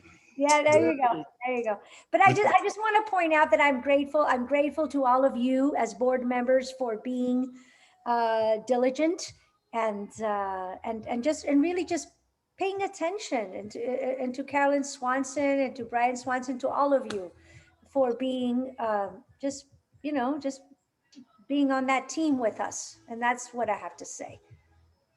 So thank you. Thank you, Director Silva. I have no direct questions, Mr. Swanson. Well, first and foremost, happy birthday, Ani. But it's 96 You know, we pages. were born to, we graduated on the same year, you and I, Wait, what? 1981. Oh my God. I I know. had no idea. I had no Yeah, idea. yeah. You said that in some board meeting, but I remember. All right. I thought that was okay. Now you're making me feel very, very young. So, it's 96 pages. And so I really feel like I just need to say something, because there's so much work that goes into it. But every year it's been so well put together that it's very easy to just say, yeah, that's great. Let's go. So I just want to pause for a second and say, thank you so much to you. And you always say this too, to your team, because you've never just said thank you. You've always acknowledged the rest of your team. So thank you for all the work that you put into this over the years, and to your team, and happy birthday. Thank you. Thank you. Yeah, Absolutely. because this really, I do speak to the work of a team of people, an amazing, that our teachers are classified, everybody in our district. And so I am the proud author of this work of all of us. And so that's what I do. And so I'm grateful to that. So thank you. Awesome. Thank you. Ms. Swanson? Oh, thanks, John. Yeah, I read over it again, and I don't really have any further comments, but it is special to have your birthday on a board meeting night. So happy birthday. I'm going to stop short of singing the happy birthday song to you, but it is special. You So can sing, you have can a sing great- if you wanted. I'll call and leave it on your voicemail. Okay. I know, I'm such a Okay. goofball. I'm sorry. Yeah, thank you, Carolyn. Thank you. Thank It's you. important to celebrate, and thank you for the work on this. It sounds like it's going to pass with flying colors at the county and further up. So thank you. And thank you for your, for your questions. Yeah, they're good. Thank you. Thank you, Ms. Swanson. Dr. Rivera? First of all, happy birthday, and thank you again for a wonderful, Muchas gracias. thank you very much for a wonderful presentation 2 weeks ago at the last meeting. And just a clarifying question. So we have a 3-year plan here. Now the LCAP is, please correct me, we are constantly in the first year of a 3-year plan. Yes. Okay, that's what I understood it as. Thank you. No further And so questions. next year, I'm going to present an annual update on what we said we would do this coming school year, 21-22, and then I'm going to adjust the next 2 years. Great. Based on our reflections, which is what our teaching profession does. That's the intent, right? That's what we do. We are reflection. We reflect. Who's laughing? I hear somebody laughing. Christy Dawson is so excited about your enthusiasm. No, it's true. That's why I'm a pizza girl. I believe in reflection and growth. I really do. I know you guys think I'm nuts, but it's true. don't think you're nuts. And it's my birthday, so I'm in my joy mode. Thank you very much, Dr. Rivera. Thank you, Ani. Ms. Dawson, anything you'd like to add? Clearly a Herculean effort to encapsulate the district. And when I'm laughing for your enthusiasm, it's out of joy. And I do disagree just a little with Trustee Carolyn that there might be better places to be on one's birthday than a board meeting. But the fact that you're loving it is very positive. Good work. Because you know why? Can I just say something? Because Of course. my life is about purpose. And I believe in what we are doing. And I couldn't write this big monster and all the others that I write if I didn't believe in the outcome. And that's very evident in your work. Very Happy good. birthday. Thank you all very much. We will move to public comment.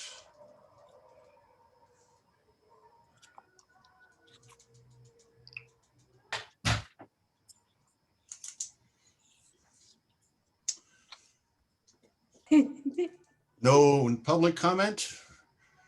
So I bring it back. Do I have a motion to accept the LCAP? So moved. Oh, second. Who was first? Brian gets it. Motion made by Brian Swanson, seconded by Christy Dawson. Roll call vote, please. Trustee Path, Aye. trustee Brian Swanson, Absolutely. trustee Dawson, Yes. Dr. Rivera, Aye. trustee Carolyn Swanson. Hi. Thank you. Our next item is action discussion L. Board, if you notice, well, okay, so this is approval of resolution 1074, authorizing the state preschool contract. This contract, if you'll notice at the top of page 721, these are forms direct from the California Department of Education. And we are acknowledging that we are going to run a state preschool. And I'm going to, quite frankly, not speak any further and ask if there are questions, starting with Carolyn towards Barbara Martinez. Dr. Porras, can you make sure Barbara's up? I think she is not available on the call this evening, but the direct them assistant to you. superintendent will help answer any questions. Perfect. Ms. Swanson? Oh, yeah. Thanks, John. I just had a question because I'm new to this form. What the 2000, it's like on the page, page 737, about midway down. And it says minimum child days of enrollment, minimum days is 2,465. And can you just teach me what that number means? Sure. First of all, the minimum days, the form day, another typo, this is from a state. The minimum days off is kind of repeated. So those three words should not be there to acknowledge that, but it's the state form. We can't touch it.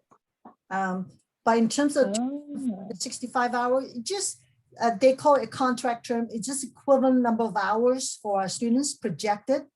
And real quickly to do the math is what they're saying to qualify for this contract, we should not have fewer than 14 students because 2465 divided by 180 is 13.69, and we have 18 students. So that's how they calibrate. They look at each student, how we reported last year, and I think it's about 28 lines, and I'm not going to show here how each student and how they calculate the equivalent number of hours. That's how they show that. Thank you. That's my only question. Thank you for explaining that, Song. Thank you very much. Dr. Rivera. Thank you. I know that we are going to be back in person in the fall. I'm wondering what BASRP looks like. Dr. Porras? You know what? I will need to research a little more. I know we're going to have it back in swing and operating for our students, much like it was pre-COVID, and the staffing's getting put together. So I think we should see pretty much similar to what we saw before we vacated the buildings. Great. Thank you. That's all. Thank you. Ms. Dawson? No questions at this time. Thank you. Brian? Nothing here. Thank you. Okay, open to public comment, please.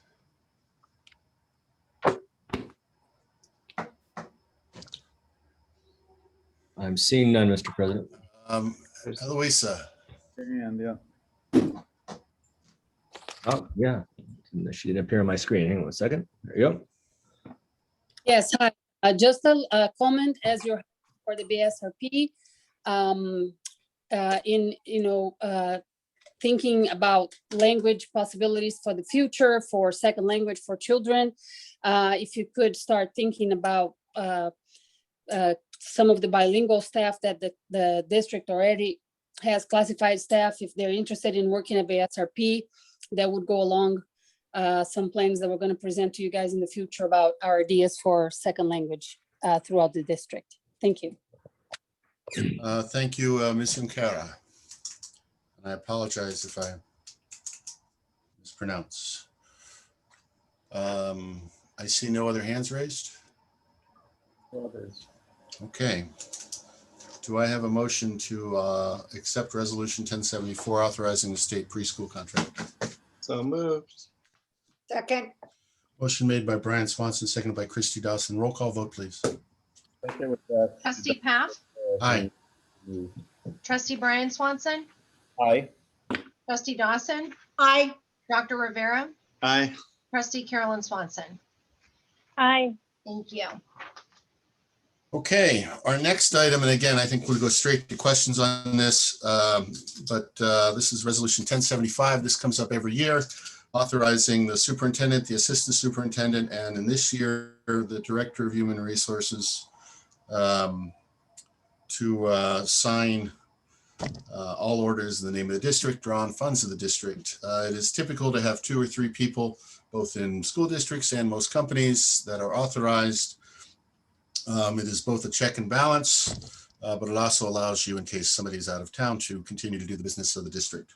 So with that, Dr. Rivera, any questions on this? Not at this time. Thank you. Okay. Ms. Dawson, None, thank you. Mr. Swanson, Nothing here. Thank you. Ms. Swanson. Yeah, just a quick question. Is this resolution ongoing or does it have a time limit? Dr. Porras? It's an annual resolution, so it lasts through the year, and then we bring it back again next year at the same time to proceed. Okay, thank you. Okay, public comment? Thank you, Ms. Swanson.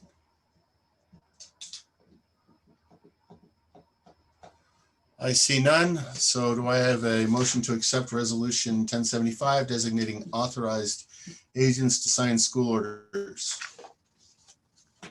So moved. Second. Motion made by Christy Dawson, seconded by Frank Rivera. Roll call vote, please. Trustee Path, Aye. trustee Brian Swanson, Aye. trustee Dawson, Aye. Dr. Rivera, Aye. trustee Carolyn Swanson. Aye. Thank you. Thank you all very much. And tomorrow when I drive by, I do not expect to see a red Tesla in any of the parking lots, just saying. We will move on to action discussion N. Contract for services for Mcdonald Roofing for PG High School K&L Wing Dry Rot Repairs Project. As noted, when we passed the bond, this was high on the list. And there's an explanation here of what is going to occur. Mr. Kelly, would you like to amplify any of that?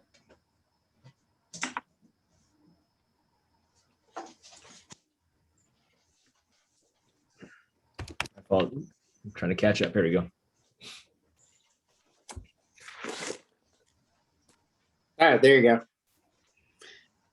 Can you hear me? Yes. Okay. No, I did basically we're having to put a new roof on. Just by the way, the repairs, we're having to take off the roof or portions of the roof right now to do the repairs, so that a new roof is needed after the fact. Okay. Thank you very much. And my only question is the expectation this will be done by August, correct? Is that what I read? It's the expectation, but we are seeing quite a few delays in materials right now. So a lot of those dates are starting to slip now into the school year. But we're still pushing ahead to try to get it. If we if we do have to push into the new school year, the roofing system that we are doing, we will be able to have class while we're roofing without too much sorry, I'm drawing a blank on the roof without too much distraction. Okay, let's just, hope for the best, plan for the worst. So if that has to be the case, then we work around, right? Right. Oh, okay. I have no other questions. I can't remember from where, if I moved my marker or not, so we'll start with Dr. Rivera. Just going through this, looks like poor K&L have been beat up, so I'm glad we're taking care of it. Thank you. Ms. Dawson, No questions at this time. Thank you. Mr. Swanson, Nothing further, thank you. Ms. Swanson, No more comments. Thank you. thank you all very much. Public comment.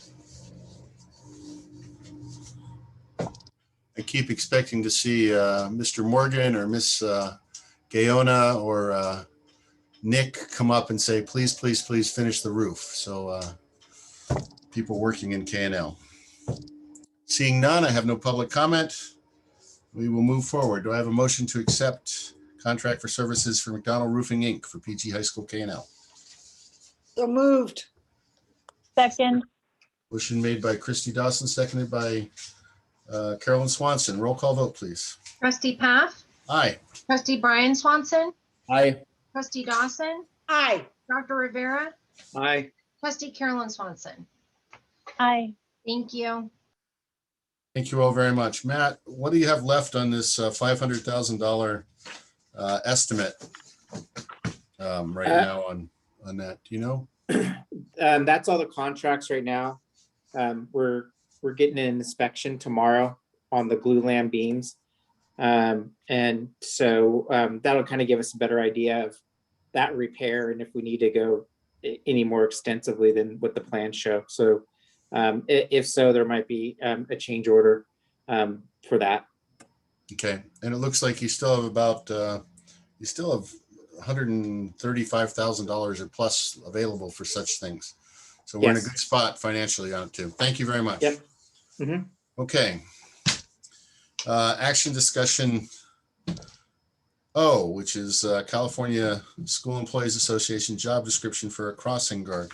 Board, this was sent to us last week. And this is a job description. It doesn't discuss at all quantity of crossing guards or who that might be. I think the job description is straightforward unto itself. So I'm just going to go to questions. Ms. Dawson. None at this time. Thank you. Okay. Mr. Swanson. I don't have any questions. No, thank you. Okay. Ms. Swanson. Yeah, thanks, John. It is pretty straightforward. You're right. My only comment is, or maybe it's a question, is that it says that actually it doesn't say specifically that our district is only looking for two-hour positions. It just gives that as a reference for, as an example, I guess, of how much that would cost. But I do have a concern that we possibly need to hire to replace the ones that the police department was fulfilling, or the city of PG was fulfilling, at one at Robert Down, one at Forest Grove, or AKA the five-way stop. And then we should really do something, look at making that crosswalk into the high school, the one that lights up but doesn't have stop signs. It's at Sunset and 19th. We've had some near disasters there, and actually a true disaster there. So I just want to put forth as a board member that I would be in support of having a position hired for that location for the high schoolers as well. Thank you very much. Dr. Rivera. No comments. Thank you. Okay. Well, this isn't, we can add that as an action or a discussion, actually not action discussion, but a discussion later on, whether or not there should be a third position. In fact, we've had 3 accidents since 2006 near that, one of which was in the cross guard, 2 of which were near but not in the crosswalk. So we can add that for a discussion. The, again, unless, Billy, do you have any questions that you'd like, or anything you'd like to add to this further? I don't have anything, not anything to add other than just to assure you that I will be working with the principals on this to define schedules prior to posting the assignments. So just so you know that it won't be done like in the dark. Okay. It'll be collaborative. Okay, public comment.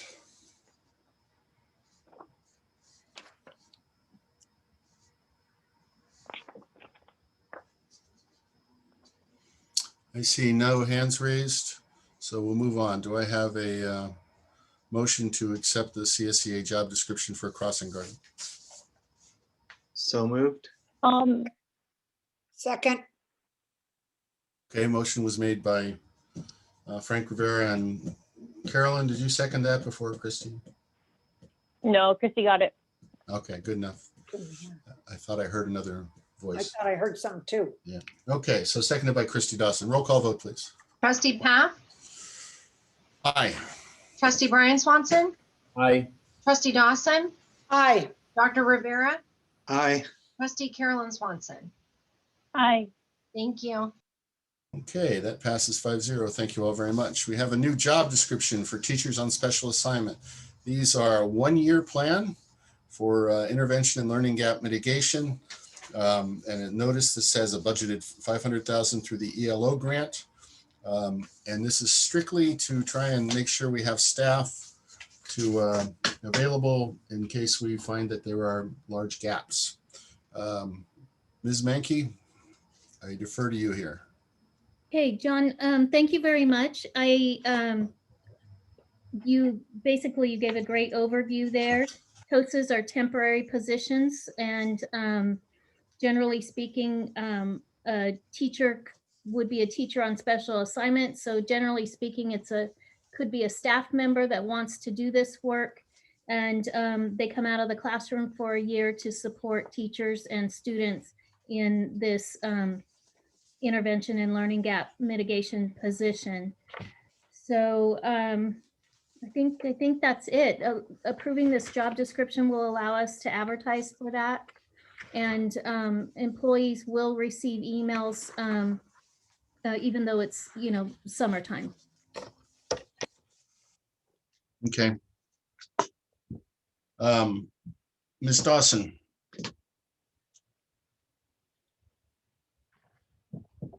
No questions. Thank you very much, Billy. You're welcome. Mr. Swanson. No questions, thank you. Ms. Swanson. No comment. I just appreciate that. Well, okay, I guess it is a comment. I appreciate you guys putting effort in looking into this, organizing the job description and making it happen for next year. I think it's valuable. So thank you. Thank you. This was a combined effort with Ani Silva and Director Claire Davies. So I wanted to mention that. And thank you to very both much. of them. Thank you, Dr. Director Rivera. Davies, and thank you, Director Silva. Sorry, Carolyn, didn't mean to interrupt you. Dr. No Rivera. problem.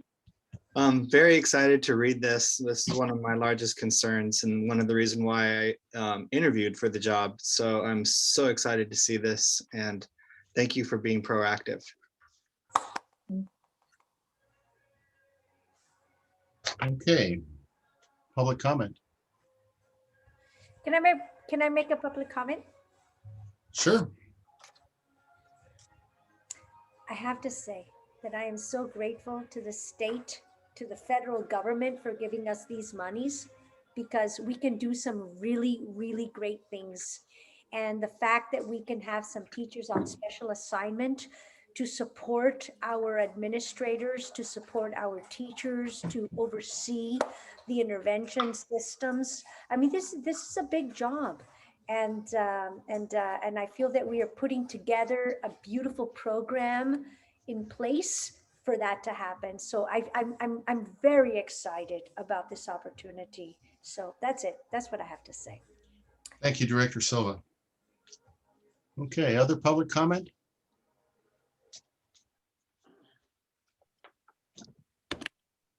Seeing none. So it sounds like we're in agreement. Do I have a motion to accept the the TOSA intervention and learning gap mitigation position So moved. description? Second, Okay, motion was made by, is that Christy Dawson? No, that was Brian Swanson. By Brian Swanson, seconded by Frank Rivera. Roll call, please. Trustee Path, Aye. trustee Brian Swanson, Yes, please. trustee Dawson, Yes. Dr. Rivera, yes. trustee Carolyn Swanson. Aye. Thank you. Okay, thank you all very much. We are now at page 767, which is action discussion Q, replacement of student sexual harassment policies and procedures.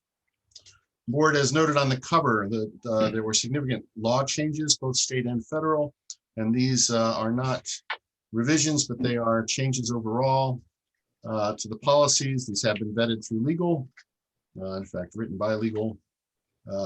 As we normally do, we keep track of certain policies go every year.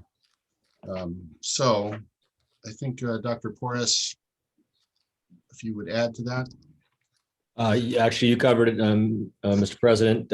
Legal counsel on review with them, based especially on the new federal laws that were just passed, in review of our older policies.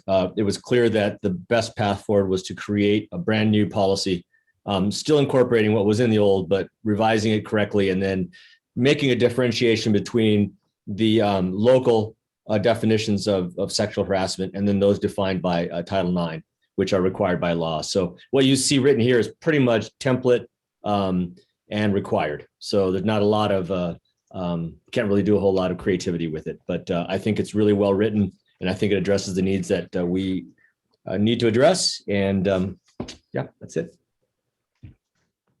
Okay, with that, no, it honestly makes no sense to me that we would have two sets of rules and two sets of documents. And in a perfect world, I would say we should figure out the worst case or best case, or however you would like to describe it, and roll with that. However, today we have what we have. So I have no other questions. Thank you for having legal take a look and move it forward. Mr. Swanson. Nothing further from me. Thank you. Ms. Swanson. Thanks for the description, Ralph. That was really clear. I appreciate that. And I just have a procedural question. Is this something that we have to bring back for a second reading, or is this something that we're approving tonight? Yeah, great question, Trustee Carolyn. This is one that we don't need to bring back for a second reading because it's essentially mandated by law. There's not much that can be changed. We can certainly over in time make some additions as we're permitted to, but really at this point it's most appropriate to go ahead and pass tonight. Thank you. Dr. Rivera. No questions or comments. Thank you. Ms. Dawson. I'm just glad we have such good legal counsel to make sure that we are in the right place at the right time. So Yes. thank you. Okay, public comment. Not seeing any hands. I see no hands. Do I have a motion to accept? Motion to accept. Second. Second. Okay, thank you. Motion was made by Brian Swanson, seconded by Christy Dawson to replacement of student sexual harassment policies and procedures. Roll call, Well, please. Trustee Well- Path, I interject just a second. That Sorry. initial motion was made by Dr. Rivera. Oh, thank you. My screen does not update fast enough for me to catch that. Thank you. For Dr. Rivera and seconded by Ms. Dawson. Go ahead, Mandy. trustee Path, Aye. trustee Brian Swanson. Aye. Trustee Dawson, Aye. Dr. Rivera, Aye. trustee Carolyn Swanson. Aye. Thank you. Okay, we move on to action discussion R, which is update to board policies and regulations regarding graduation requirements. The changes in here have been delineated up front in the information section here. I think the biggest one there is the change out of world geography, which was a PG high, but not a California high school graduation requirement. There is no high school exit exam, so when you see that on page 802, that can be removed. Actually, that has been removed already. Am I correct, Ralph? You've already made that change. Yes, there's an error in that sheet, and we will be removing all references to that. Apologies. With that, I don't think there's any further explanation required. Ms. Swanson. Thanks, John. Yeah, that was the only typo. Sounds like it's going to get taken care of, and I don't have anything further. Dr. Rivera.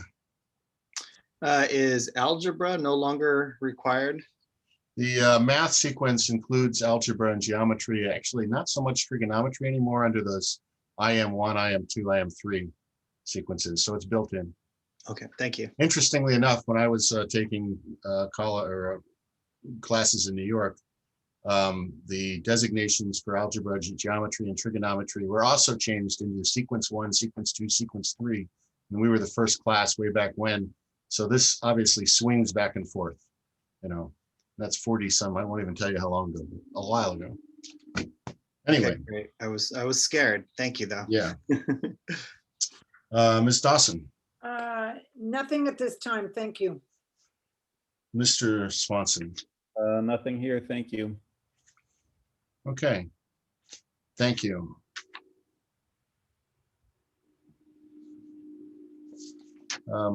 Public comment, please.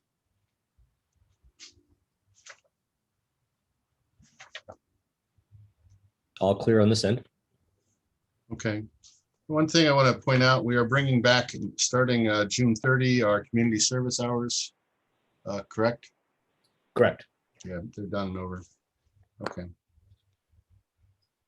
Okay, do I have a motion to accept, update the board policies and regulations regarding graduation requirements? So moved. Okay, Second. motion made by Christy Dawson, seconded by Brian Swanson. Roll call, please. Trustee Pfaff, Aye. trustee Brian Swanson. Trustee Dawson, Aye. Dr. Rivera, Aye. trustee Carolyn Swanson. Hi. Thank you. Passes 5-0. Thank you very much. We move into update to board policy and regulations regarding summer school.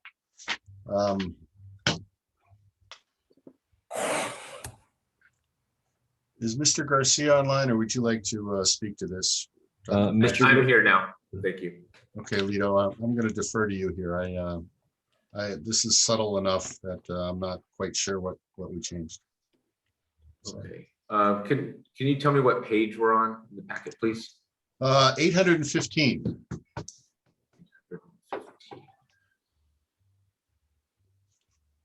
Let's see here. 15.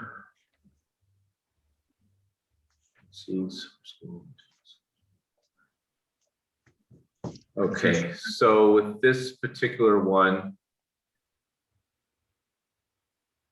we are, let's see here, I'm sorry. So there was some information here that needed to be updated that had become out of date. One of the examples is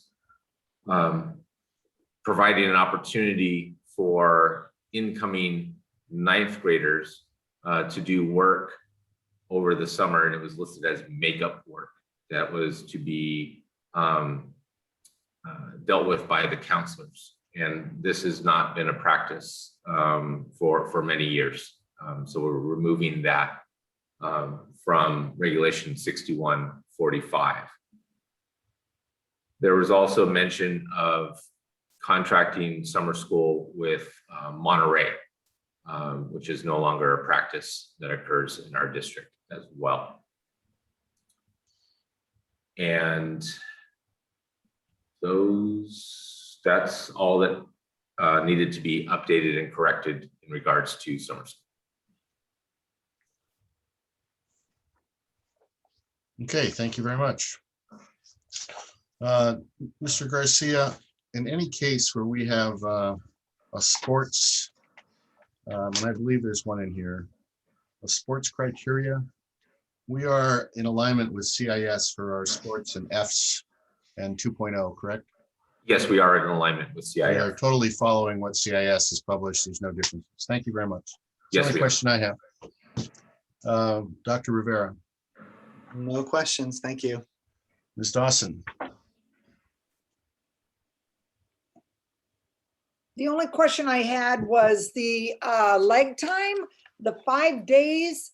So when grades come out, if I'm not eligible academically, I might be playing that night because it takes 5 days. I was just curious what the leg is on that. So we have, does it say, I'm sorry, I missed that if it says that in the policy.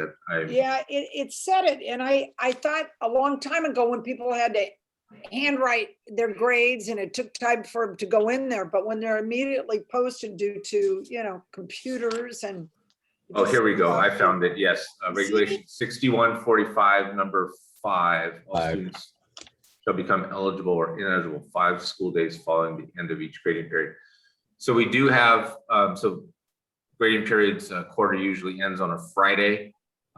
We then then give the teachers usually until that Monday or Tuesday at the end of the day to submit their grades.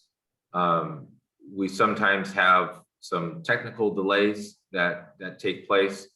So having the 5 days ensures that we have enough time to make sure the grades are accurate when they're entered. And there are occasions where a teacher may request an extension for a particular student due to an assignment that may make a difference as whether or not they are eligible. So while yes, grades are electronic, teachers still need some time, and we need some time to ensure that what is posted and then eventually mailed home is accurate. Yeah, I wasn't just talking about disqualifying. I was also thinking of somebody who might have been on unable to play and gets the grades, and it's too bad they have to wait. I mean, if it's there, I guess you have to wait. Okay, thanks for clarifying. Sure. thank you. Mr. Swanson? Hey, thanks. You're good, Brian? Okay, Ms. Swanson. All right. I don't know if you heard me. There might be connectivity issues out here, but yeah, I'm all good. Thank you. Okay. Ms. Swanson?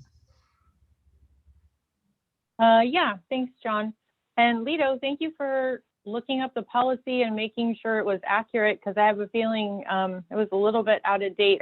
I wonder when the last time we used MPUSD as a practice was. So thank you for putting fresh eyes on this and bringing it forward. I do have to give credit to my counseling department as we worked on our student handbook and our course catalog. They helped discover some of these out of date practices. Oh, well, thank you to them, and kudos to you for your integrity and passing the things along to them. It kind of makes me think that, as a board, we might be due to just kind of give some, put some eyes on our policies in general. So maybe I'll bring it up at future agenda items, or we can discuss how we can, and maybe we already have a policy on it that I don't know about, but how we can keep these fresh and keep these truly updated, because I think we've got some that are behind, and maybe we want to start with the 6,000 so that it's not just an overwhelming project, So thank you, Lito, and thanks for sparking that in my mind, because I think that's something that we need to take a look at.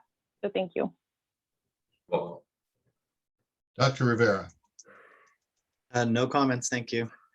Okay, public comment.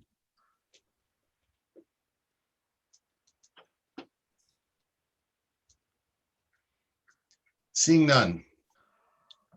Do I have a motion to accept the update to board policy and regulations regarding summer school? I'll make a motion on staff's recommendation. Second. Motion made by Carolyn Swanson, seconded by Frank Rivera. Roll call, please. Trustee Pfaff, Aye. trustee Brian Swanson, Aye. trustee Dawson, Aye. Dr. Rivera, Aye. trustee Swanson. Okay, thank you all very much.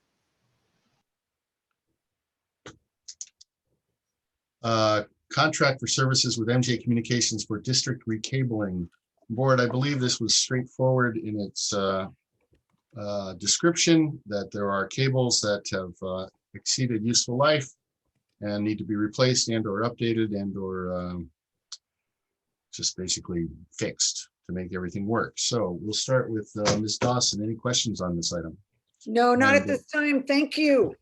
Jonathan is online, correct? Yes. See him.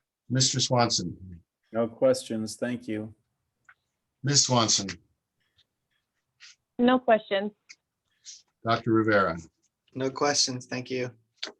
Okay. Public comment.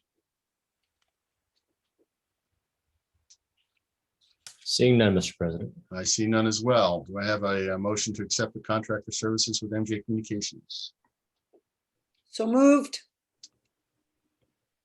Second. Motion made by Krista Dawson, seconded by Brian Swanson. Roll call, please. Trustee Pfaff, Aye. trustee Brian Swanson, Aye. trustee Dawson, Aye. Dr. Rivera, Aye. trustee Carolyn Swanson. Aye. Thank you. Passes 5-0. Thank you all very much. Action discussion U, which is contract for services with MJ Communications for Jesse Bray Boardroom broadcast setup. We approved buying equipment. Came in a little bit higher than anticipated. This adds 1,371 to get there, but it also provides that MJ Communication will do the installation instead of having Jonathan and or staff do it over the summer. So with that, Ms. Dawson, questions? No, my comment is, I'm just happy that this is happening and will be, I think it's, when I think of the good things that COVID brought about, and there were some, this is one that we're going to be able to reach more of our community. And I think it's going to be great. Thank you. Okay, Mr. Swanson. Just glad it's happening. That's the extent of my comment. Thank you. Ms. Swanson. Sorry for the delay. Yeah, I'm really glad this is happening. When I was a member of the public, I actually brought this up maybe 2-3 years ago, asking for it. And I didn't wish that there was a pandemic that would show the value of it, but I am really excited for this to be live stream. I think it'll be a fantastic way for parents, community members to become more involved and not have to wrangle childcare or other resources to be able to participate in our school district. So I'm ecstatic about this. Dr. Rivera. Yeah, I just want to echo the sentiment that it's going to increase community involvement, which is always a good thing. So thank you. That's all. Thank you. And in fact, we had already started the application of this in January 2020 with direction to have basically Jonathan work on it with a plan by May of 2020. So we were already on the way before the pandemic hit. In any case, public comment.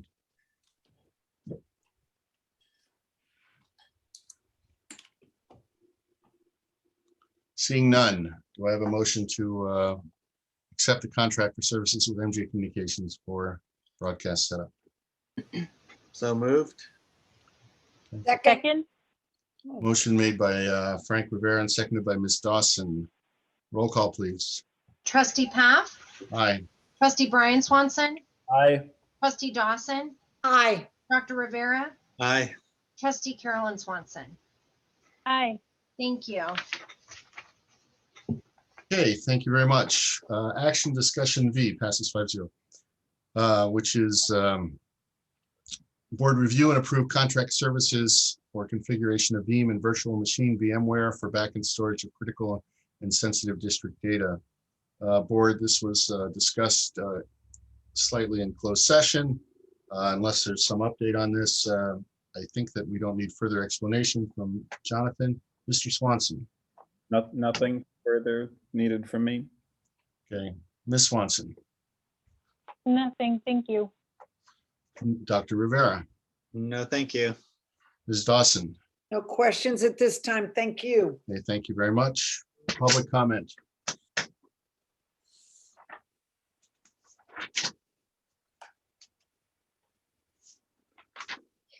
Okay, I see none. Do I have a motion to accept action discussion B, contract for services AMS Net Beam for backup and storage? So move. Second, Motion made by Brian Swanson, seconded by Christy Dawson. Roll call, please. Trustee Path, Aye. trustee Brian Swanson, Aye. trustee Dawson, aye. Dr. Rivera, Aye. trustee Carolyn Swanson. Hi. Thank you. Okay, brings us to woohoo, almost our last one. Action discussion W, which is contract for services with the Institute for Social Emotional Learning for Professional Development. It is noted that the fiscal impact of this is not $16,000 to be paid in 2 installments, but $16,900, and that will be corrected on a final published version. However, I think here I need to allow Director Silva to present and discuss anything she would like to add to this cover and content. Director Silva, are you on?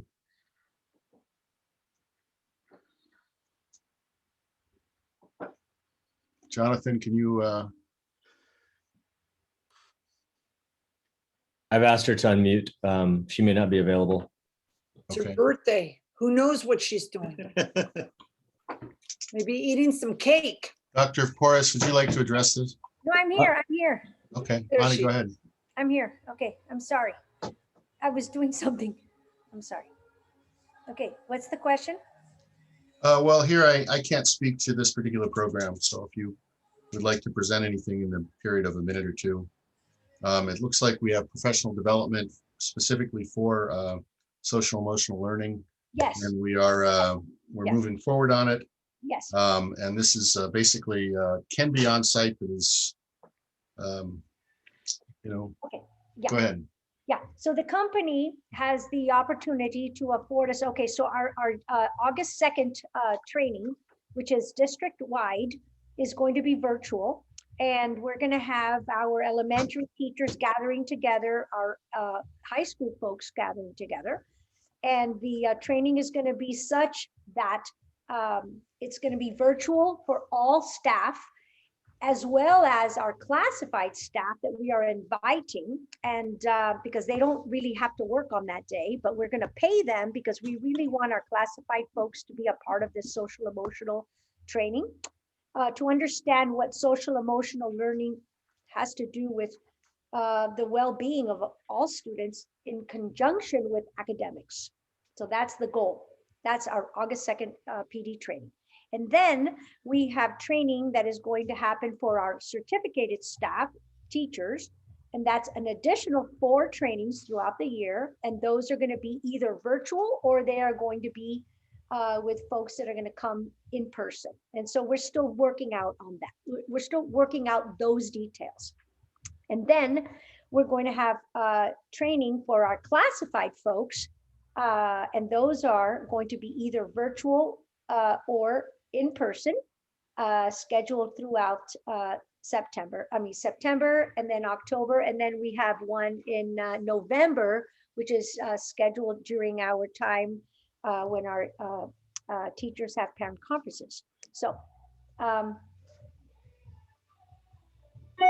so that's what we have. I mean, so it's going to be virtual and it's going to be in person, depending upon the availability of their staff. Okay. Thank you very much. Ms. Swanson. Thanks, Ani. So I have a question about whether or not the Institute for Social Emotional Learning, whether their staff is going to travel, because I think that changes the price for this. Yes, it does. Yes, it does. And so part of their pricing in the contract is that if their folks come to our area, they're coming from the Bay Area, which means that we would have to pay for their travel, the cost of travel and their hotel. So Okay, and you're not sure yet if they're gonna come or? Well, you Are know, you? it just depends. I mean, that's what we're going to discuss. I mean, I think there's going to be, I'm thinking that for our professional development day, when we have all of our teachers gathered, I think it would be good to have those folks in person. You know, when we have all our staff Mhm. together.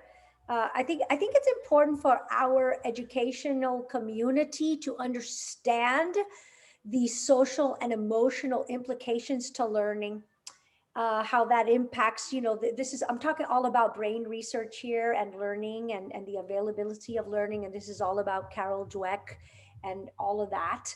So there are going to be times, like I'm thinking for our PD day on February 21, I'm going to really think that I want those folks to be in person for our teachers so that we're all together. Now, however, there are going to be times in that training where it's going to be during staff meetings when maybe it's going to be virtual. And so I'm working with these folks so that how can we make a virtual training to be interactive? Not just interactive with them, but interactive among our own people. And so it's going to be a combination. And so I'm in the works of that right now. So I can't give you a for sure, but that's where my thinking is going in terms of adult learning and what works for adults, you know, the ability to process information together. And that's what I'm trying to create with this PD. Okay, yeah, that makes sense. And I can't speak for the entire board, but I can tell you that I definitely would be in support of them coming in person whenever you felt it was appropriate, because there is definitely something valuable in doing things in person. But I wasn't sure from the packet. So thanks for answering that question. Sure. And then is this the program that also has a parental, yeah, okay, so the parental education series, is that something that you're going to participate in for this? Yes, and I am doing that with Principal Martinez. She brought this on to our district for this school year. And so she and I are working together to continue that, because it just didn't happen how she intended it.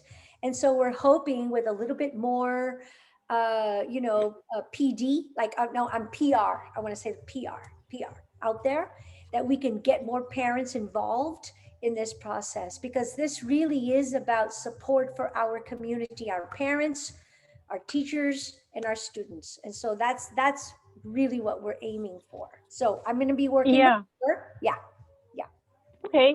And I see a lot of value in bringing the parents into the fold, into this for sure. But you mentioned the thing that I was kind of concerned with, which was getting the word out for these programs and actually having the parents participate, and not just parents participate, but the parents who perhaps really need this to participate in it. So do you have like a goal percentage of how many parents you want to participate, or do you want 50 parents to participate?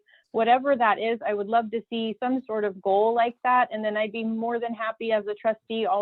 Trustees are supposed to be a conduit to the community. I would be happy to reach out to parents and try to, spread the word on this, because I think we all need to kind of come together to spread the word, because it's a time commitment on people's part. It's and also just determining like what time of the day. I know there was one of these kind of earlier in the year. I tried to convince some parents, and they all said it's right at dinner time. I can't. So just those little tweaks that make it successful.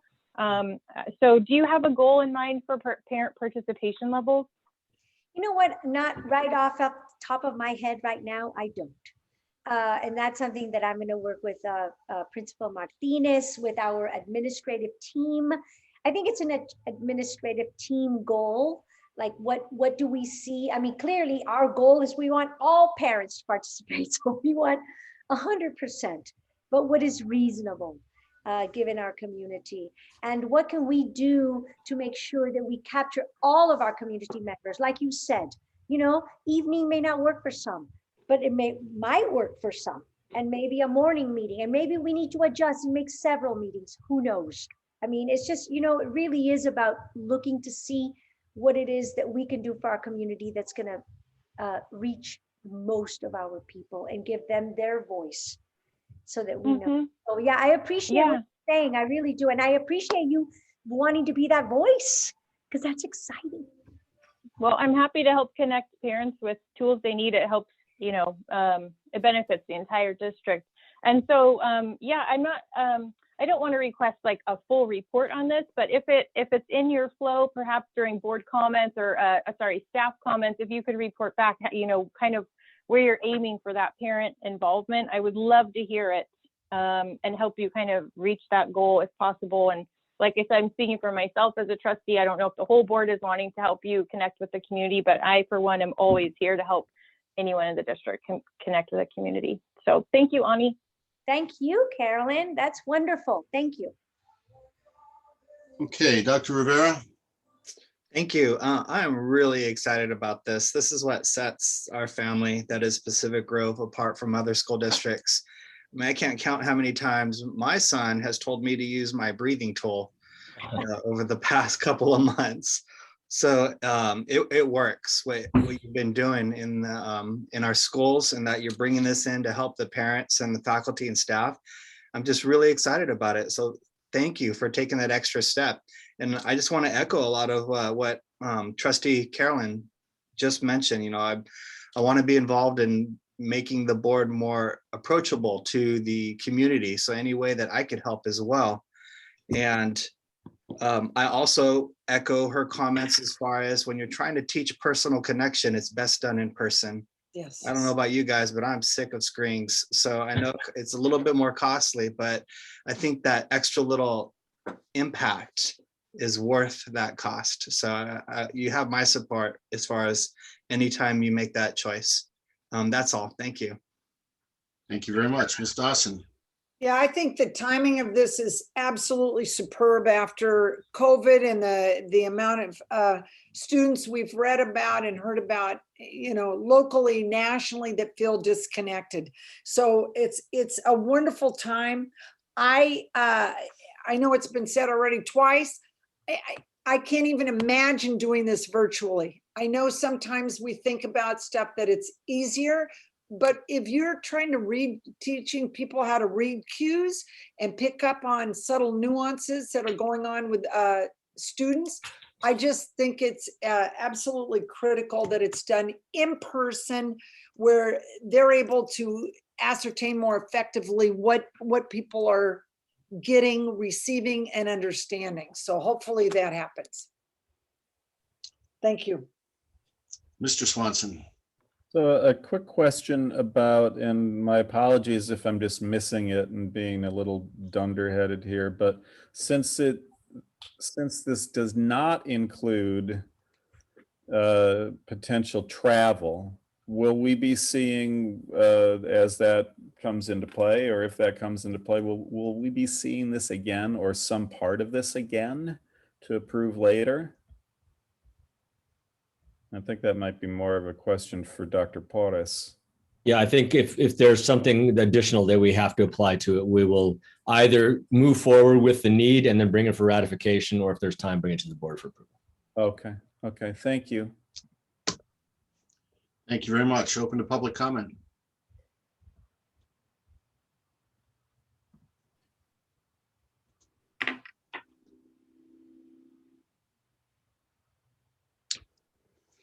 Seeing none, do I have a motion to accept the contract for services with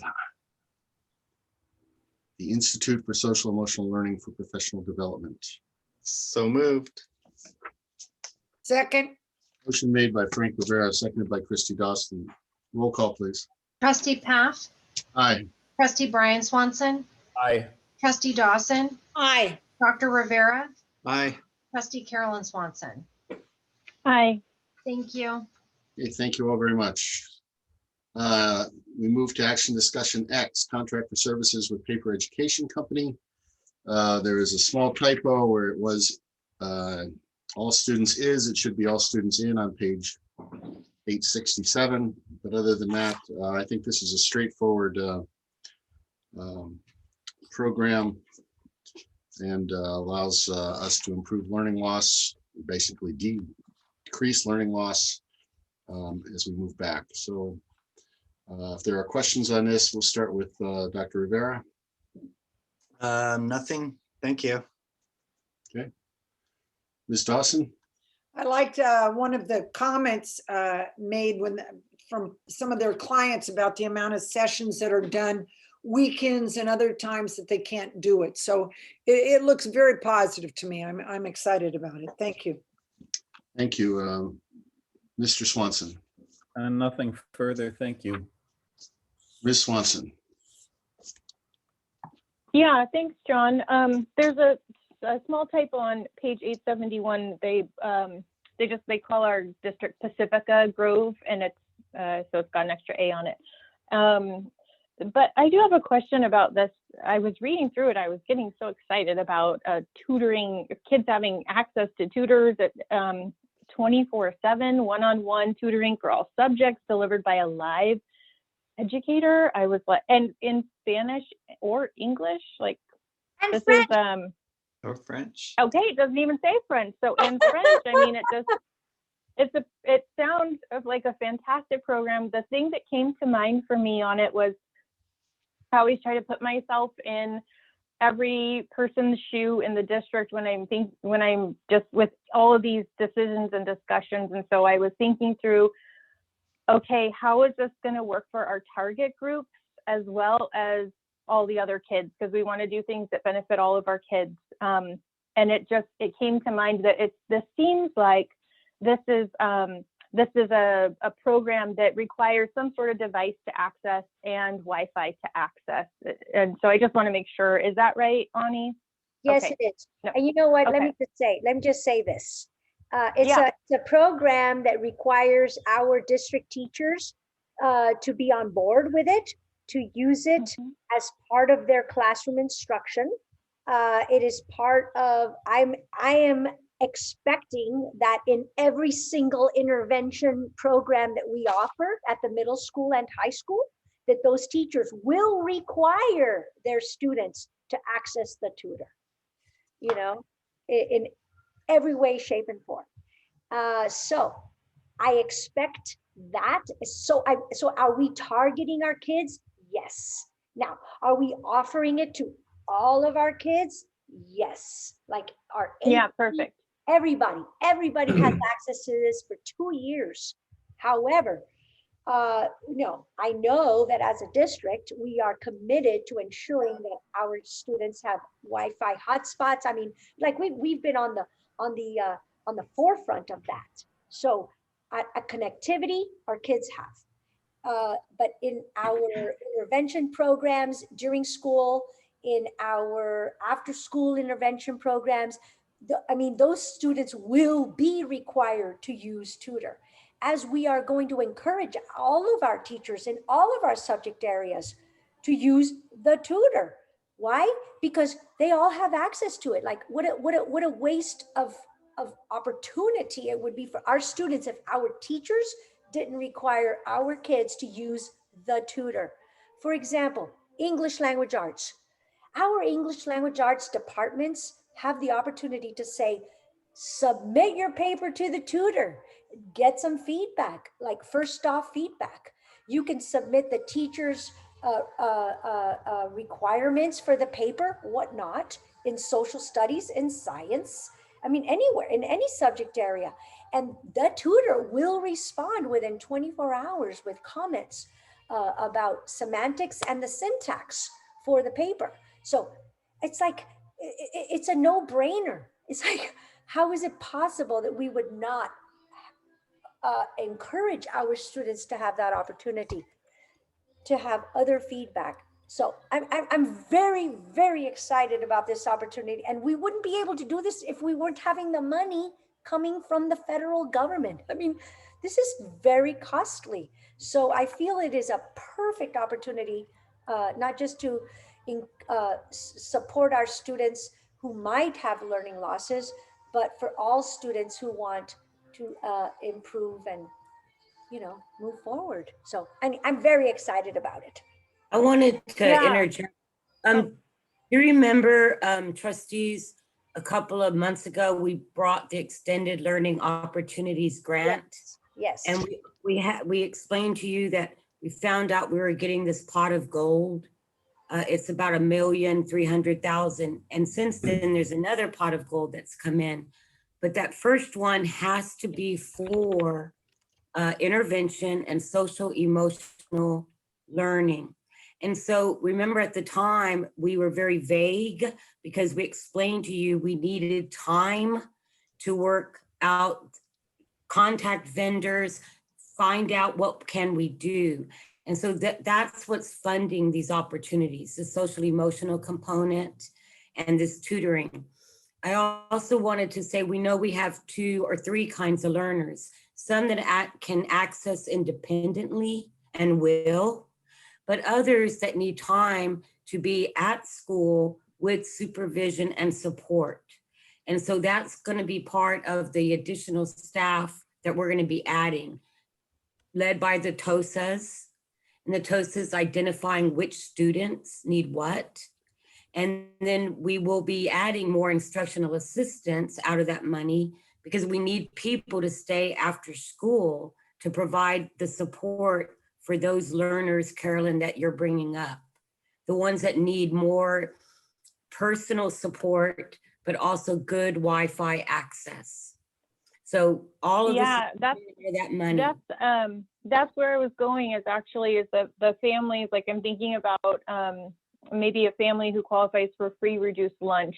They're operating from a limited resource, Yes. at least regarding income. And so how are we going to make sure that they have Wi-Fi? And I know that we're talking about Wi-Fi hotspots. My family tried our darndest to be successful using a Wi-Fi hotspot during distance learning. I was trying to use all the school equipment so that I could replicate what every family had access to.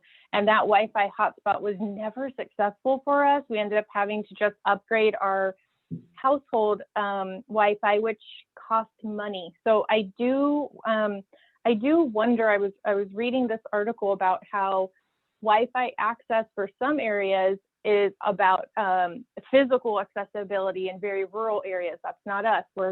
We have the opportunity to get Wi-Fi here, but is there a way for our district to perhaps subsidize Wi-Fi for certain families? Maybe we target free reduced lunch qualifiers so that they can have access to these programs like all students would have access. So that's kind of where I was going with this, is just ensuring that, and I'm sure you guys would, but it's just, I want to say it out loud. If a student only has a phone as a device at home, or as a district, are we willing not to give them an old 6.5-year Chromebook, but are we still willing, not being in distance learning anymore, are we willing to loan out a viable new Chromebook for them to utilize these services?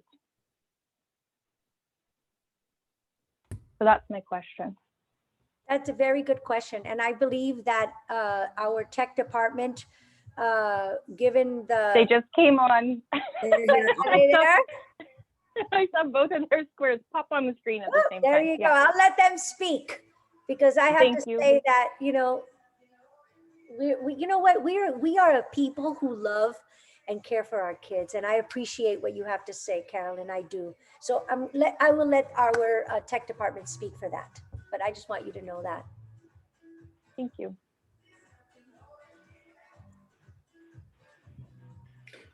I guess I'll go first. My initial thoughts on this is, while we have new Chromebooks that have been purchased for the district and they're being used in the classroom, we also do still have functional Chromebooks that are not 6 years old. I'm not referring to the old G3s that the board previously surplus. I'm talking about G4s and G5s that are in existence from HP that we can obviously make available to any student who would be in need of it. And if numbers ran down on that, I'm sure we can use the Dell 3100s whenever needed as well. Thanks, Jonathan. I'll just follow up with just an answer to Trustee Carolyn Swanson directly. The students who have already been targeted for this support, these intervention services that are basically web-based, as you pointed out, we already have an indication of whether or not they lack sufficient Wi-Fi at home, because we have the survey data that we collected a couple different times over the past year and a half or so, which gave us the indicator of which families, which students were in need. And I realized that the Wi-Fi hotspots that were provided, the T-Mobiles that we purchased and distributed to parents indicating they didn't have reliable internet connection at home, were in some cases limited. I mean, that's just the nature of those devices. But as we kind of surveyed the performance of these, we started seeing that there was an interesting pattern that started emerging based on specific location within the peninsula, within the geographic boundaries of the district. And not all Wi-Fi is created equally.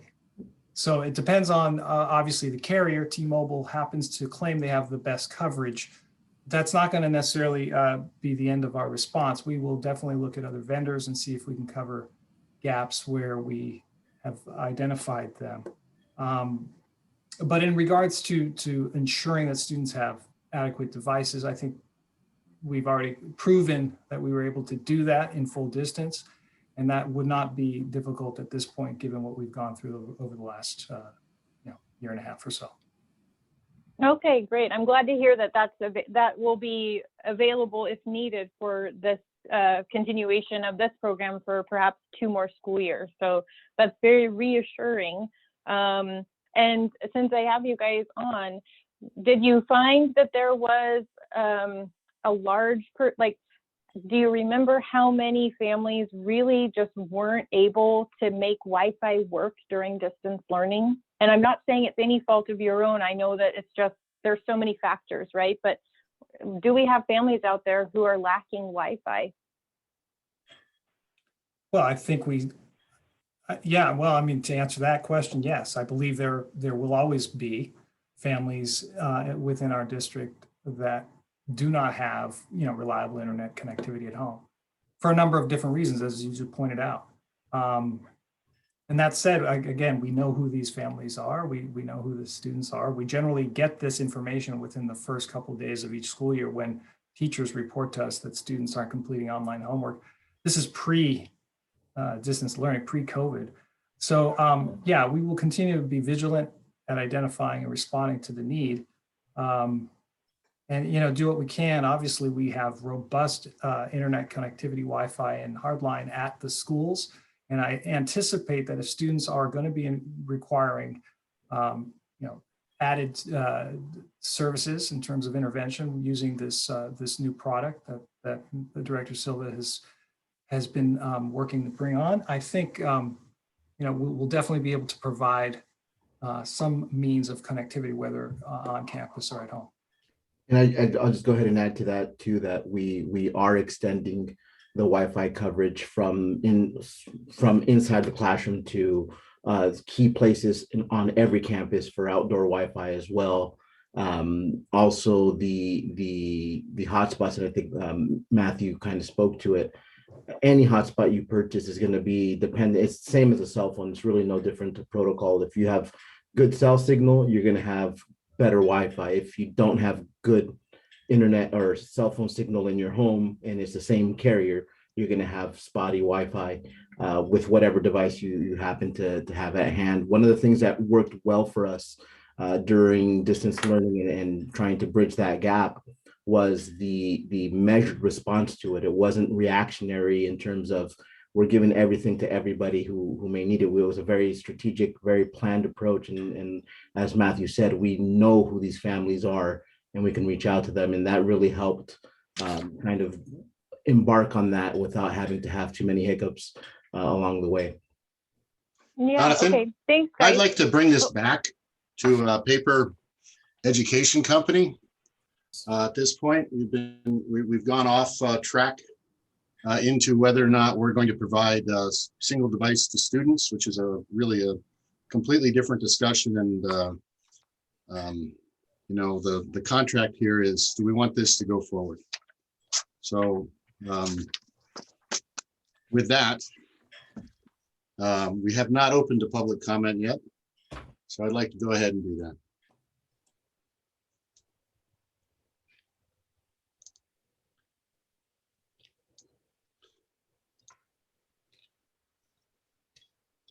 Okay, I see none. No, no hands. So, pardon me, go ahead. No. No hands. I have some. Okay, so I have one quick question back to Ani. Did I hear you say you're going to attempt to require teachers to enforce this?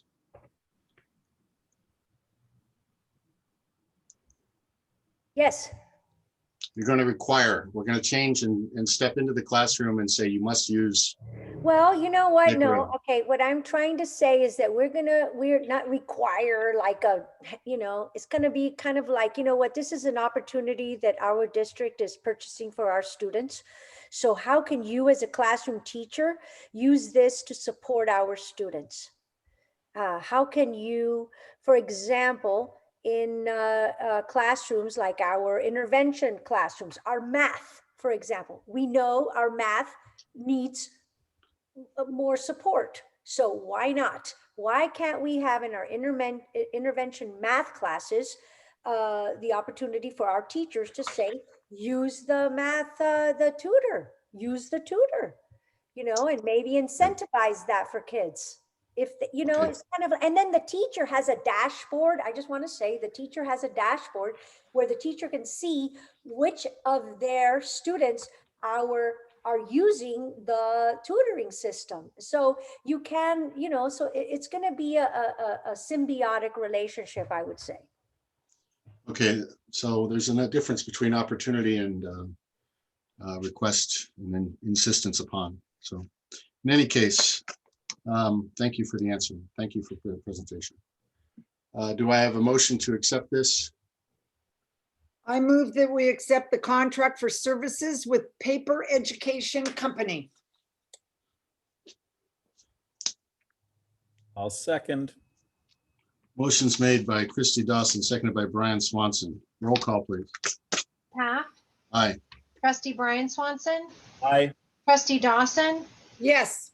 Dr. Rivera, Aye. trustee Carolyn Swanson. Aye. Thank you. Thank you. So we move on to action discussion Y, which is board meeting future calendars. There's some changes on future calendars here. You'll notice there's a September 18th and September 25th special meetings listed. Those are certainly tentative at this time. There is also a change to bring in November 4th into October. So there are 3 meetings in October. This is due to a conflict with AXA. So instead of 2 in November, you have 3 in October and 1 in November. Dr. Porras, anything else? No, Mr. President, you caught the changes. Okay, thank you very much. Dr. Rivera. No questions. Christy? Yeah, I'll want to discuss the September date since I'm supposed to be out of the country for the Saturdays. Okay. Thank you. Later. Brian? Nothing at this time. Like Trustee Dawson, I do need to just check the calendars again while the world reopens. Ms. Swanson? No comment. Okay. Public comment.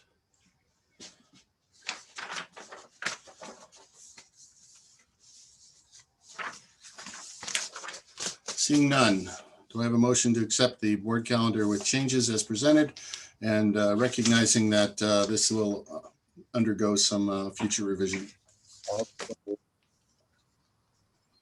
Second. Motion made by Brian Swanson, seconded by Christy Dawson. Roll call, please. Trustee Paff, Aye. trustee Brian Swanson, Aye. trustee Dawson, Aye. Dr. Rivera, Aye. trustee Carolyn Swanson. Aye. Thank you. Okay. So information discussion. Solicitation of funds reports 2020, 2021. Board, I believe these are straightforward in what they're presenting. Missing is Forest Grove, who did not provide this feedback this year.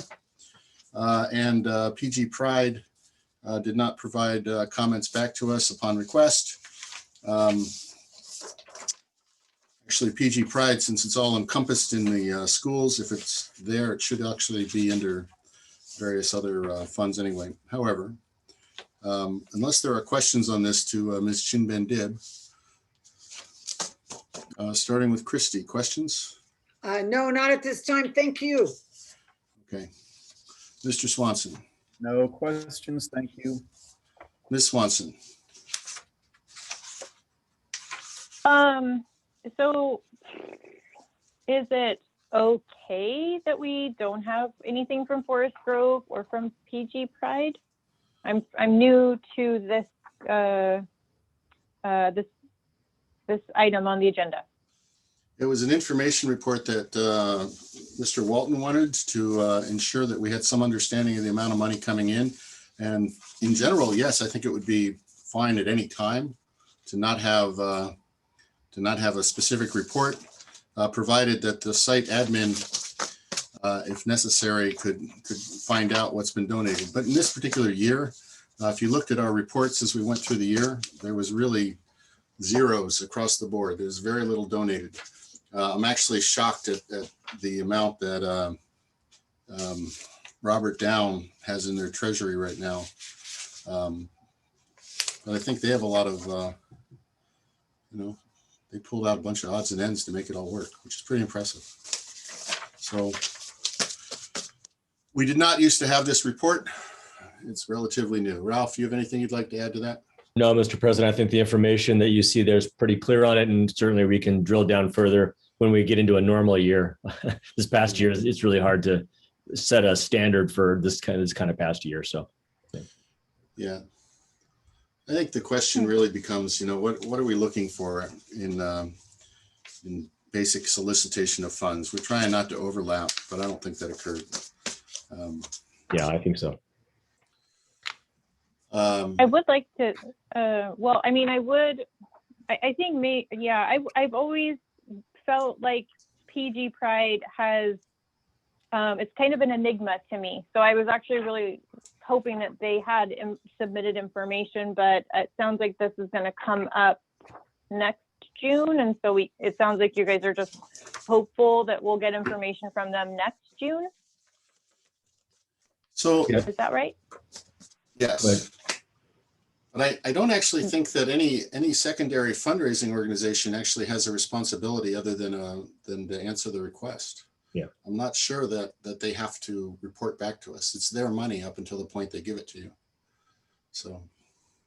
Yeah, I guess I'm confused by this item. Like, is it, I don't know. It didn't seem like all the entities, I don't want to say complied, because it doesn't sound like it's a compliance thing. It's maybe just information, but are we going to ask for the other information that's not there, or are we just going to wait till next year and hope that it comes in?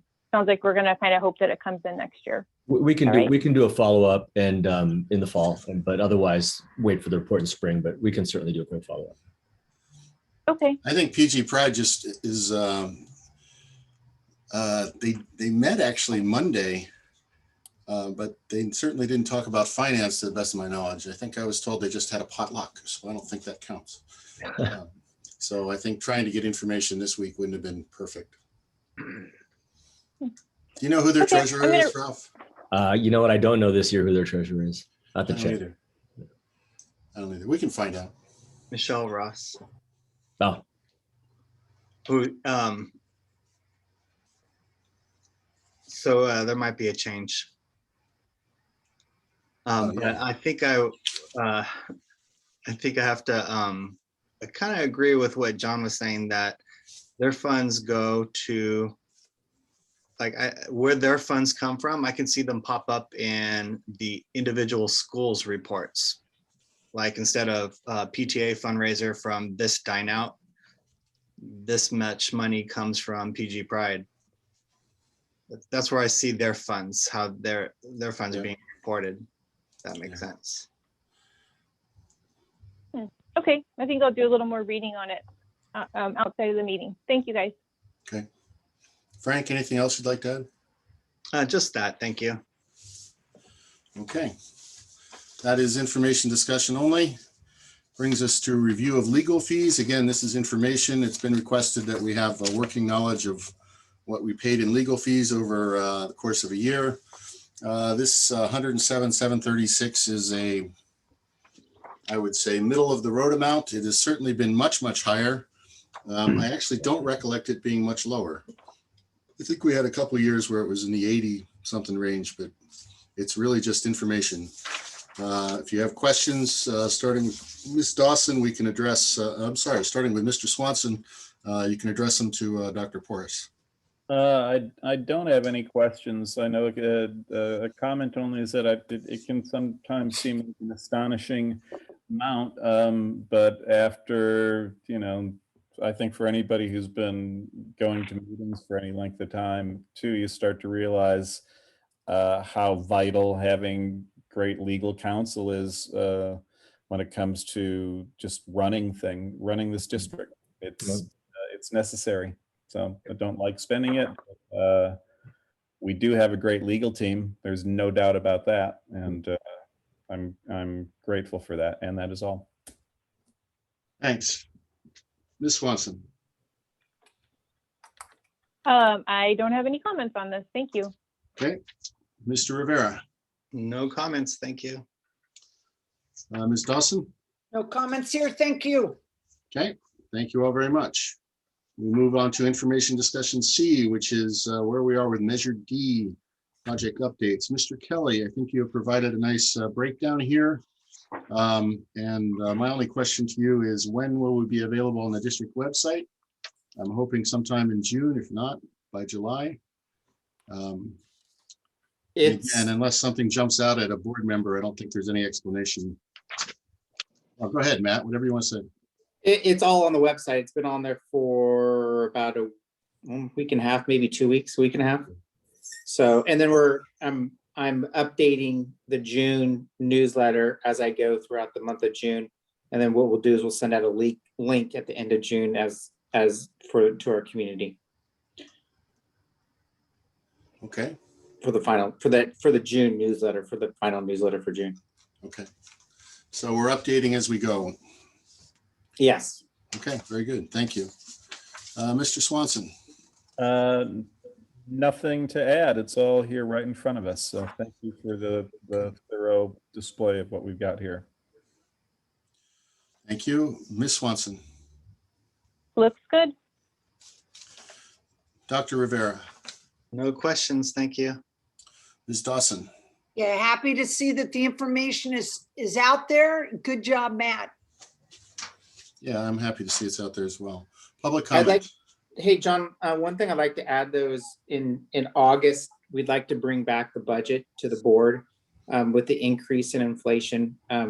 We want to take another look at what our individual budgets are and have to increase them just for the material costs that have been skyrocketing.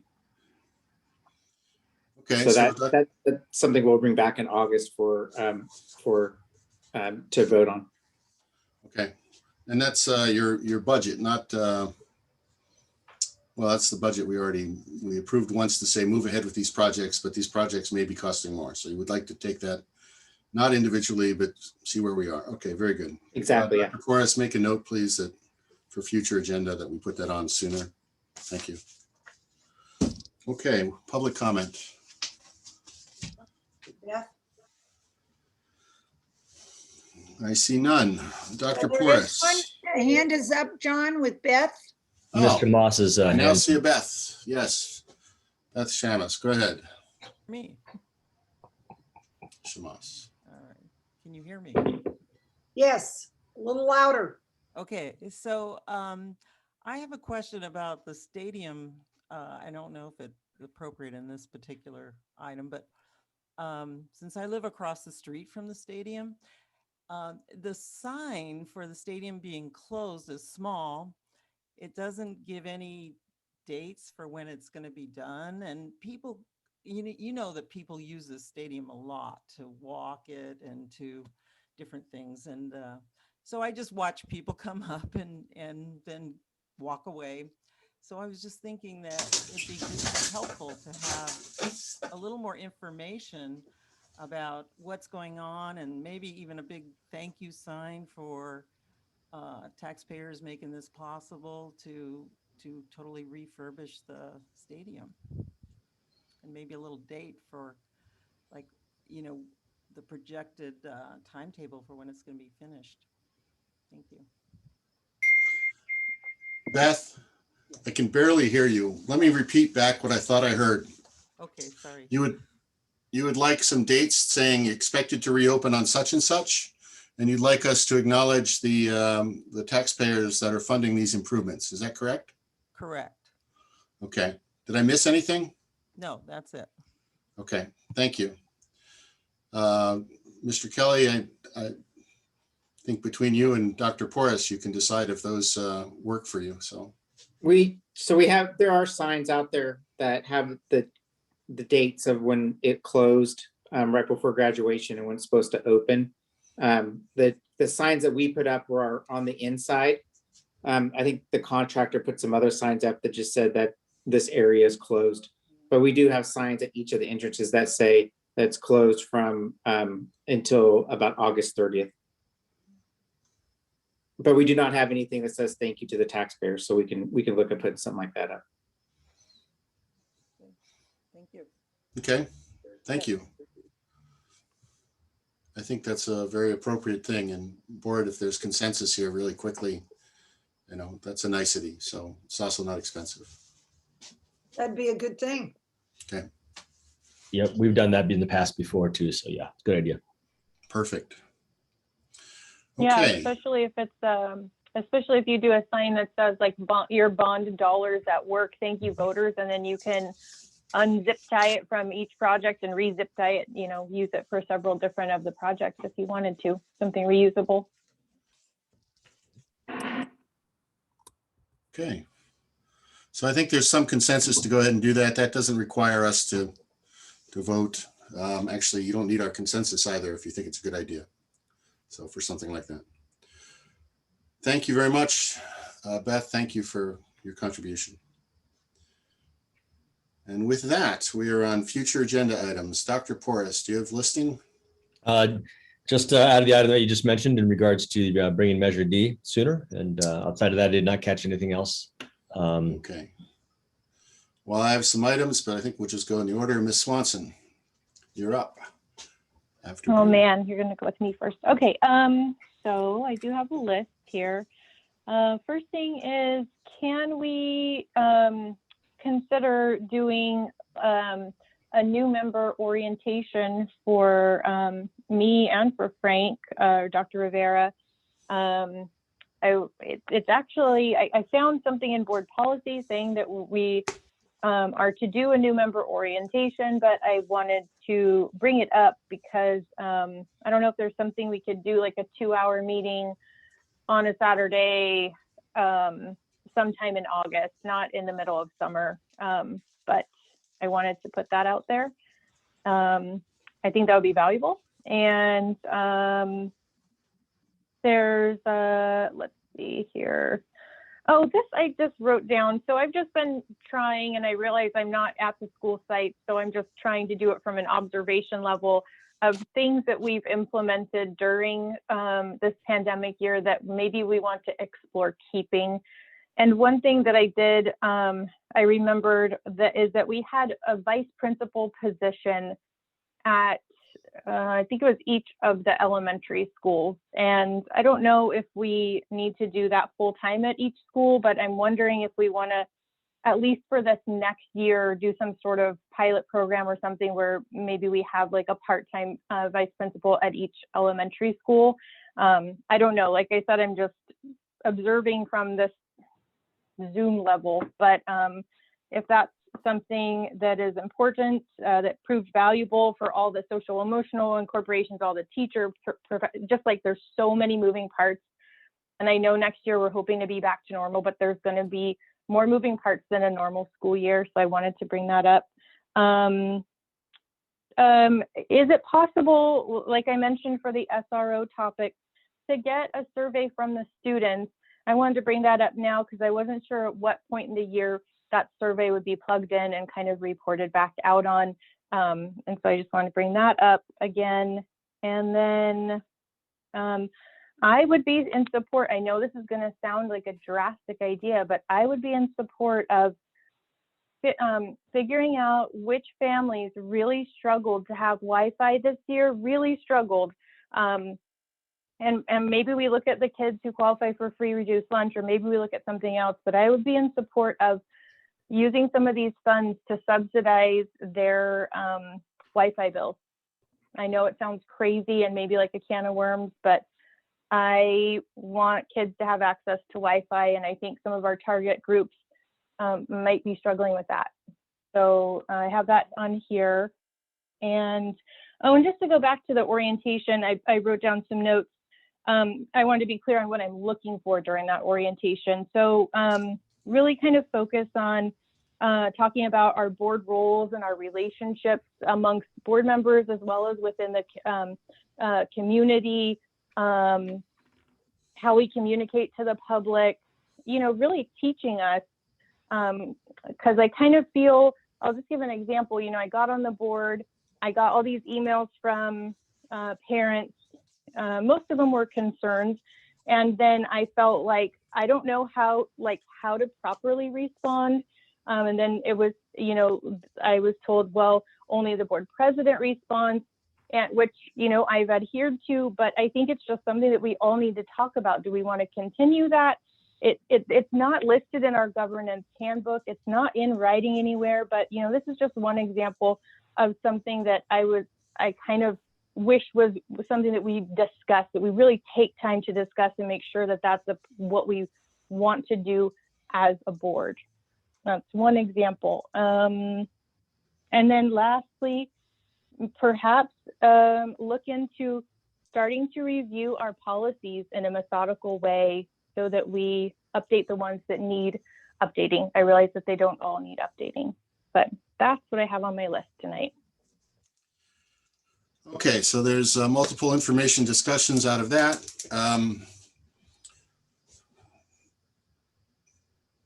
Well, Ralph, I guess you can add them down. I do have them. I can comment on a couple if you'd like me to, but up to you. Yeah, go ahead. The elementary vice principal position, we've talked about what kind of support that could be like, whether it's something that happens during a heavy time of the year, like at the end of this last 6 weeks of school, to assist in the closing of the school year. We're going to take some time at the administrative retreat to do a reflection on what worked and what didn't as part of the commitment to do that process. So we'll have a chance to talk a little bit about that. So I think we can certainly put it on the future agenda, but we do have some thoughts around what that might look like for once we have that discussion, and I can bring it back to the board.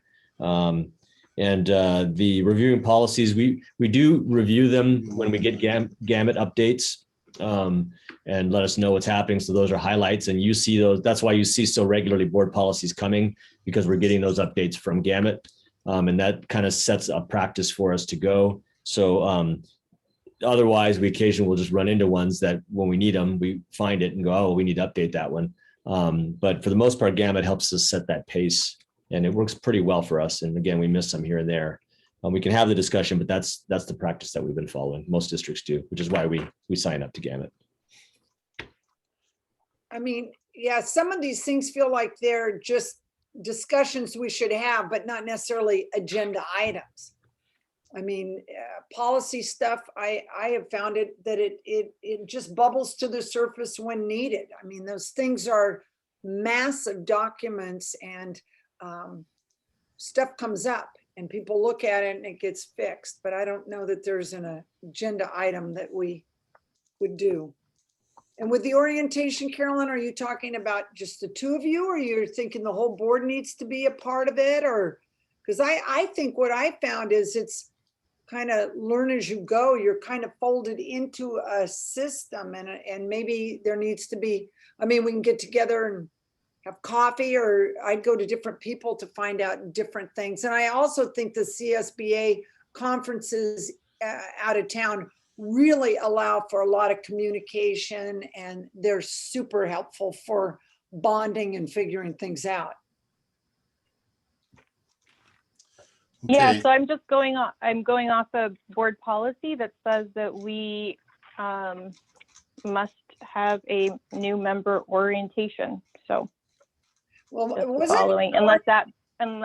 unless that board policy is outdated, in which it might be, and then we would need to look at it. The orientation I remember that was added later, Ralph, is you had members of the district office sit around, explain their We had an positions, and orientation. that was done prior to the election. But I'm wondering, I mean, to me, that felt like that served a lot as an orientation, and plus a private time with you. Yeah. Do you think there's additional things that are needed, Ralph? Well, I did spend some time with Dr. Rivera once he was brought on board to help answer questions and kind of get the initial board meeting moving. And we certainly want to try to set some time up to continue that conversation with our directors. It just was just not possible at the end of this year.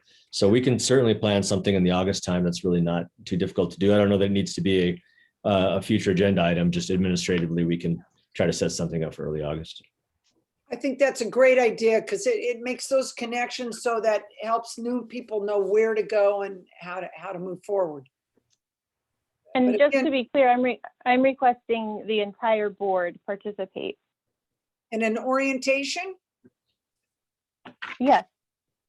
The orientation, or you could, it's also listed, it could be considered a retreat to develop and discuss board roles and relationships. It's essentially like, continuing to try to make our board function well. We've had a strange year, and I think all of us getting in a room together, discussing, making sure that we can work together effectively is important. There's a limit to how many Saturdays people are going to be doing. I mean, we got to look at how we do this and when that might be feasible. And I think that's probably something to talk to Dr. Porras about. Yeah, ultimately, I think up to the board in terms of what you'd like to do. Staff will support whatever you need. Well, I think it's also important to consider the staff and the demands on the staff when we do something like that. And we, over the course of this last year, we have had special board meetings when we've taken a look at our goals, and we've had, we've had a couple Saturday things already. I'm not in favor of adding more Saturdays, quite frankly. I love all of you. And these are interesting times, but I also have other things in my life that I would like to do. Okay, so let's try and bring this back to future discussion again. And so is this something you want further discussion at a board meeting to possibly add? I believe particularly on orientation that there was one done before.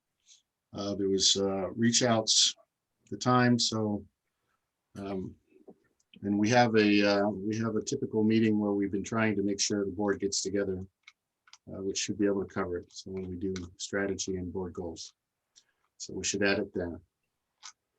The other items, the information discussion on families and subsidizing Wi-Fi bills. So you have that on the list, right, Ralph? I'm writing it down as we speak. Okay. If I may, I can give you a summary of what I think we may have landed. Yeah. I think the new member orientation for the board, that's something we need to determine. I don't think we've landed quite how you want that in regards to a board agenda. Okay. But we can put something together for administration if you like, and not put that on a future agenda. We'll take care of it and get it done. Okay. What we learned from COVID, the elementary VP, that we can bring that back in August, probably the later meeting, have some feedback for you on that as an information discussion. Yeah. The SRO, if you would, we can take care of that administratively. We already know we want to do that, and we'll try to find it. I'll work with the high school and find out when that's an appropriate time to do. And I'll work with the chief as well and see what we can find, but that would probably be sometime in the first semester. Reviewing policies in a methodical way. Again, I think we do cover that with Gamut. We can certainly put that on if you like, but it is something that we do take care of. But again, that's up to you if you'd like to put that on a future agenda. I don't believe we need a future agenda on that in no small part. I mean, the example today was a 2-year-old policy. It was rewritten in 2019. So it's not outdated, and yes, it gets updated on a regular basis. Methodically, I think actually you went through them all when you came on board. Yes. So unless there's something there, the date on 2019 seems fairly recent to me. Anyway. Sorry, John, but I just have to jump in. I'm talking about the board policy book as a whole, not just one policy that happens to say 2019 on it. So just to be clear, that's what I'm requesting is a methodical look, and perhaps it's a board committee and it's not done, only at a board meeting, but this is a practice that other districts do. And these are, I don't know about the other trustees, but I've been dedicating half an hour a day reading these policies. I read the policy binder. They are not updated, my friend. So that's where this is more coming updates from. than not. So there aren't. So no, there aren't. Beth? So I'm hoping this is what I'm hoping for. I'm putting this request out there. If the board doesn't have consensus on wanting to update the policies, then I will slow but sure bring each one up one by one at the future agenda meeting time period. And I will ask for each individual one, and I guess I'll work on it myself. But I think this is something that needs to take place. Okay, thank you. So, Dr. Rivera. I just have one idea that might be too crazy to go beyond tonight. Just, I know that sunset drop off for the high school during the winter months, that sun is harsh. And as you mentioned, there's already been some pretty serious accidents there. I don't know if it's within our power, if the city would let us, if the state would let us, since it's Highway 68, or if even Principal Garcia would let us think about for a short time in the morning during the winter months, if that was to become one way only downhill to protect our kids. Okay, that's not within our purview to speak of. So if you'd like someone to address that to the city,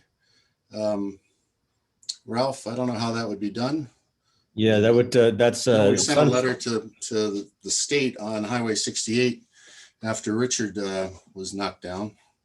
But that was 2006. Yeah, that's Caltrans, and that would be through the Traffic Commission as part of the police department. They would write a letter and a petition in conjunction with us. Changes there are slow going for sure, but we can certainly investigate that with the police department. Okay, understood. Thank you. Okay. It's not a future action or information discussion at this point, I think. So Ralph will just have to touch base. Christy. No, just Okay. I hope everybody has a good summer. Brian. It's almost ready. Nothing from me, thank you. Okay, public comment.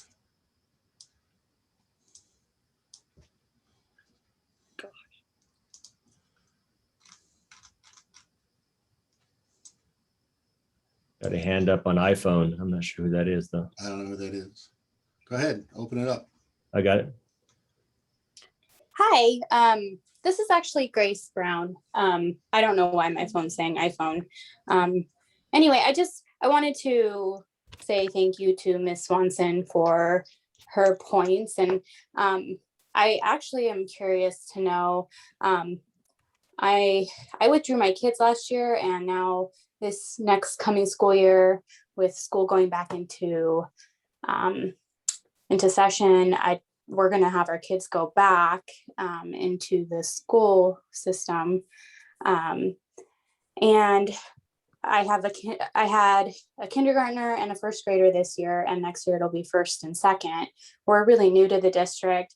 I plan to be a presence in the school board meetings. I want to participate. I want to be an active parent. I want to be supportive of the board. And with that, I'm wondering if there's any orientation for parents about these school board meetings and how they go. And I've been learning a little bit at a time. Carolyn at one point was really gracious and gave me some support initially. My daughter is now qualified for special education services. Thank you, Carolyn, for the information you provided. For the incoming school year, I was able to get that done prior to the end of the school year. So I'll be actively participating. I'm going to be a presence, but I'd like to know more about how the board is ran, how we can communicate as well. I think Carolyn makes some very valid points, and I appreciate the fight that she, or not even the fight, I shouldn't say fight, but I just appreciate her points in saying that maybe there are some things that can be relooked at. And I do think that whether it's just something, an orientation for the new members that are incoming, or just for new parents or parents in general, that, you know, this last year, parents participated on the board or in board meetings more than ever before. And it just felt like a complaint fest the whole time. And it just didn't feel like concerns were ever really, I'm gonna backtrack. That concerns were just voiced, and it just felt like all this frustration. And I just feel like there should be, like MPUSD just did a, I think it's called like a parent, I don't know if it's parent liaison, but they just hired, they're just opening up a position based off of parent request to have a parent liaison between the school board and the school and parents, so that parents can help, so they can streamline the communication between parents and the school board. And so I don't know if that's something that we can look at as a school board, or if that's something that we'd be able to address later at another meeting. But I think Carolyn makes some really great points about just board policy, communication, just trying to get more, you know, whatever's in the policy for the board. I think parents need to have more education in order for us to be more involved. This last year showed that parents are paying attention. I just think that there needs to be a better bridgeway for that. And so I just thank you, Carolyn, for your words, and thank you guys for giving me the time to comment. But I definitely, I agree with what she's saying, and hope that we can maybe Ms. Brown? further discuss. Okay, thank you. Did you have a request for a specific item other than a parent? I guess I'll interpret this, a parent orientation to boards. So that would be the discussion item. Sure, yeah, that Okay. and maybe looking at a position that the board can fund, or that the school can fund. Okay, The district very- can fund, I should say. Yeah. thank you. We'll take the former as a discussion item. Thank you.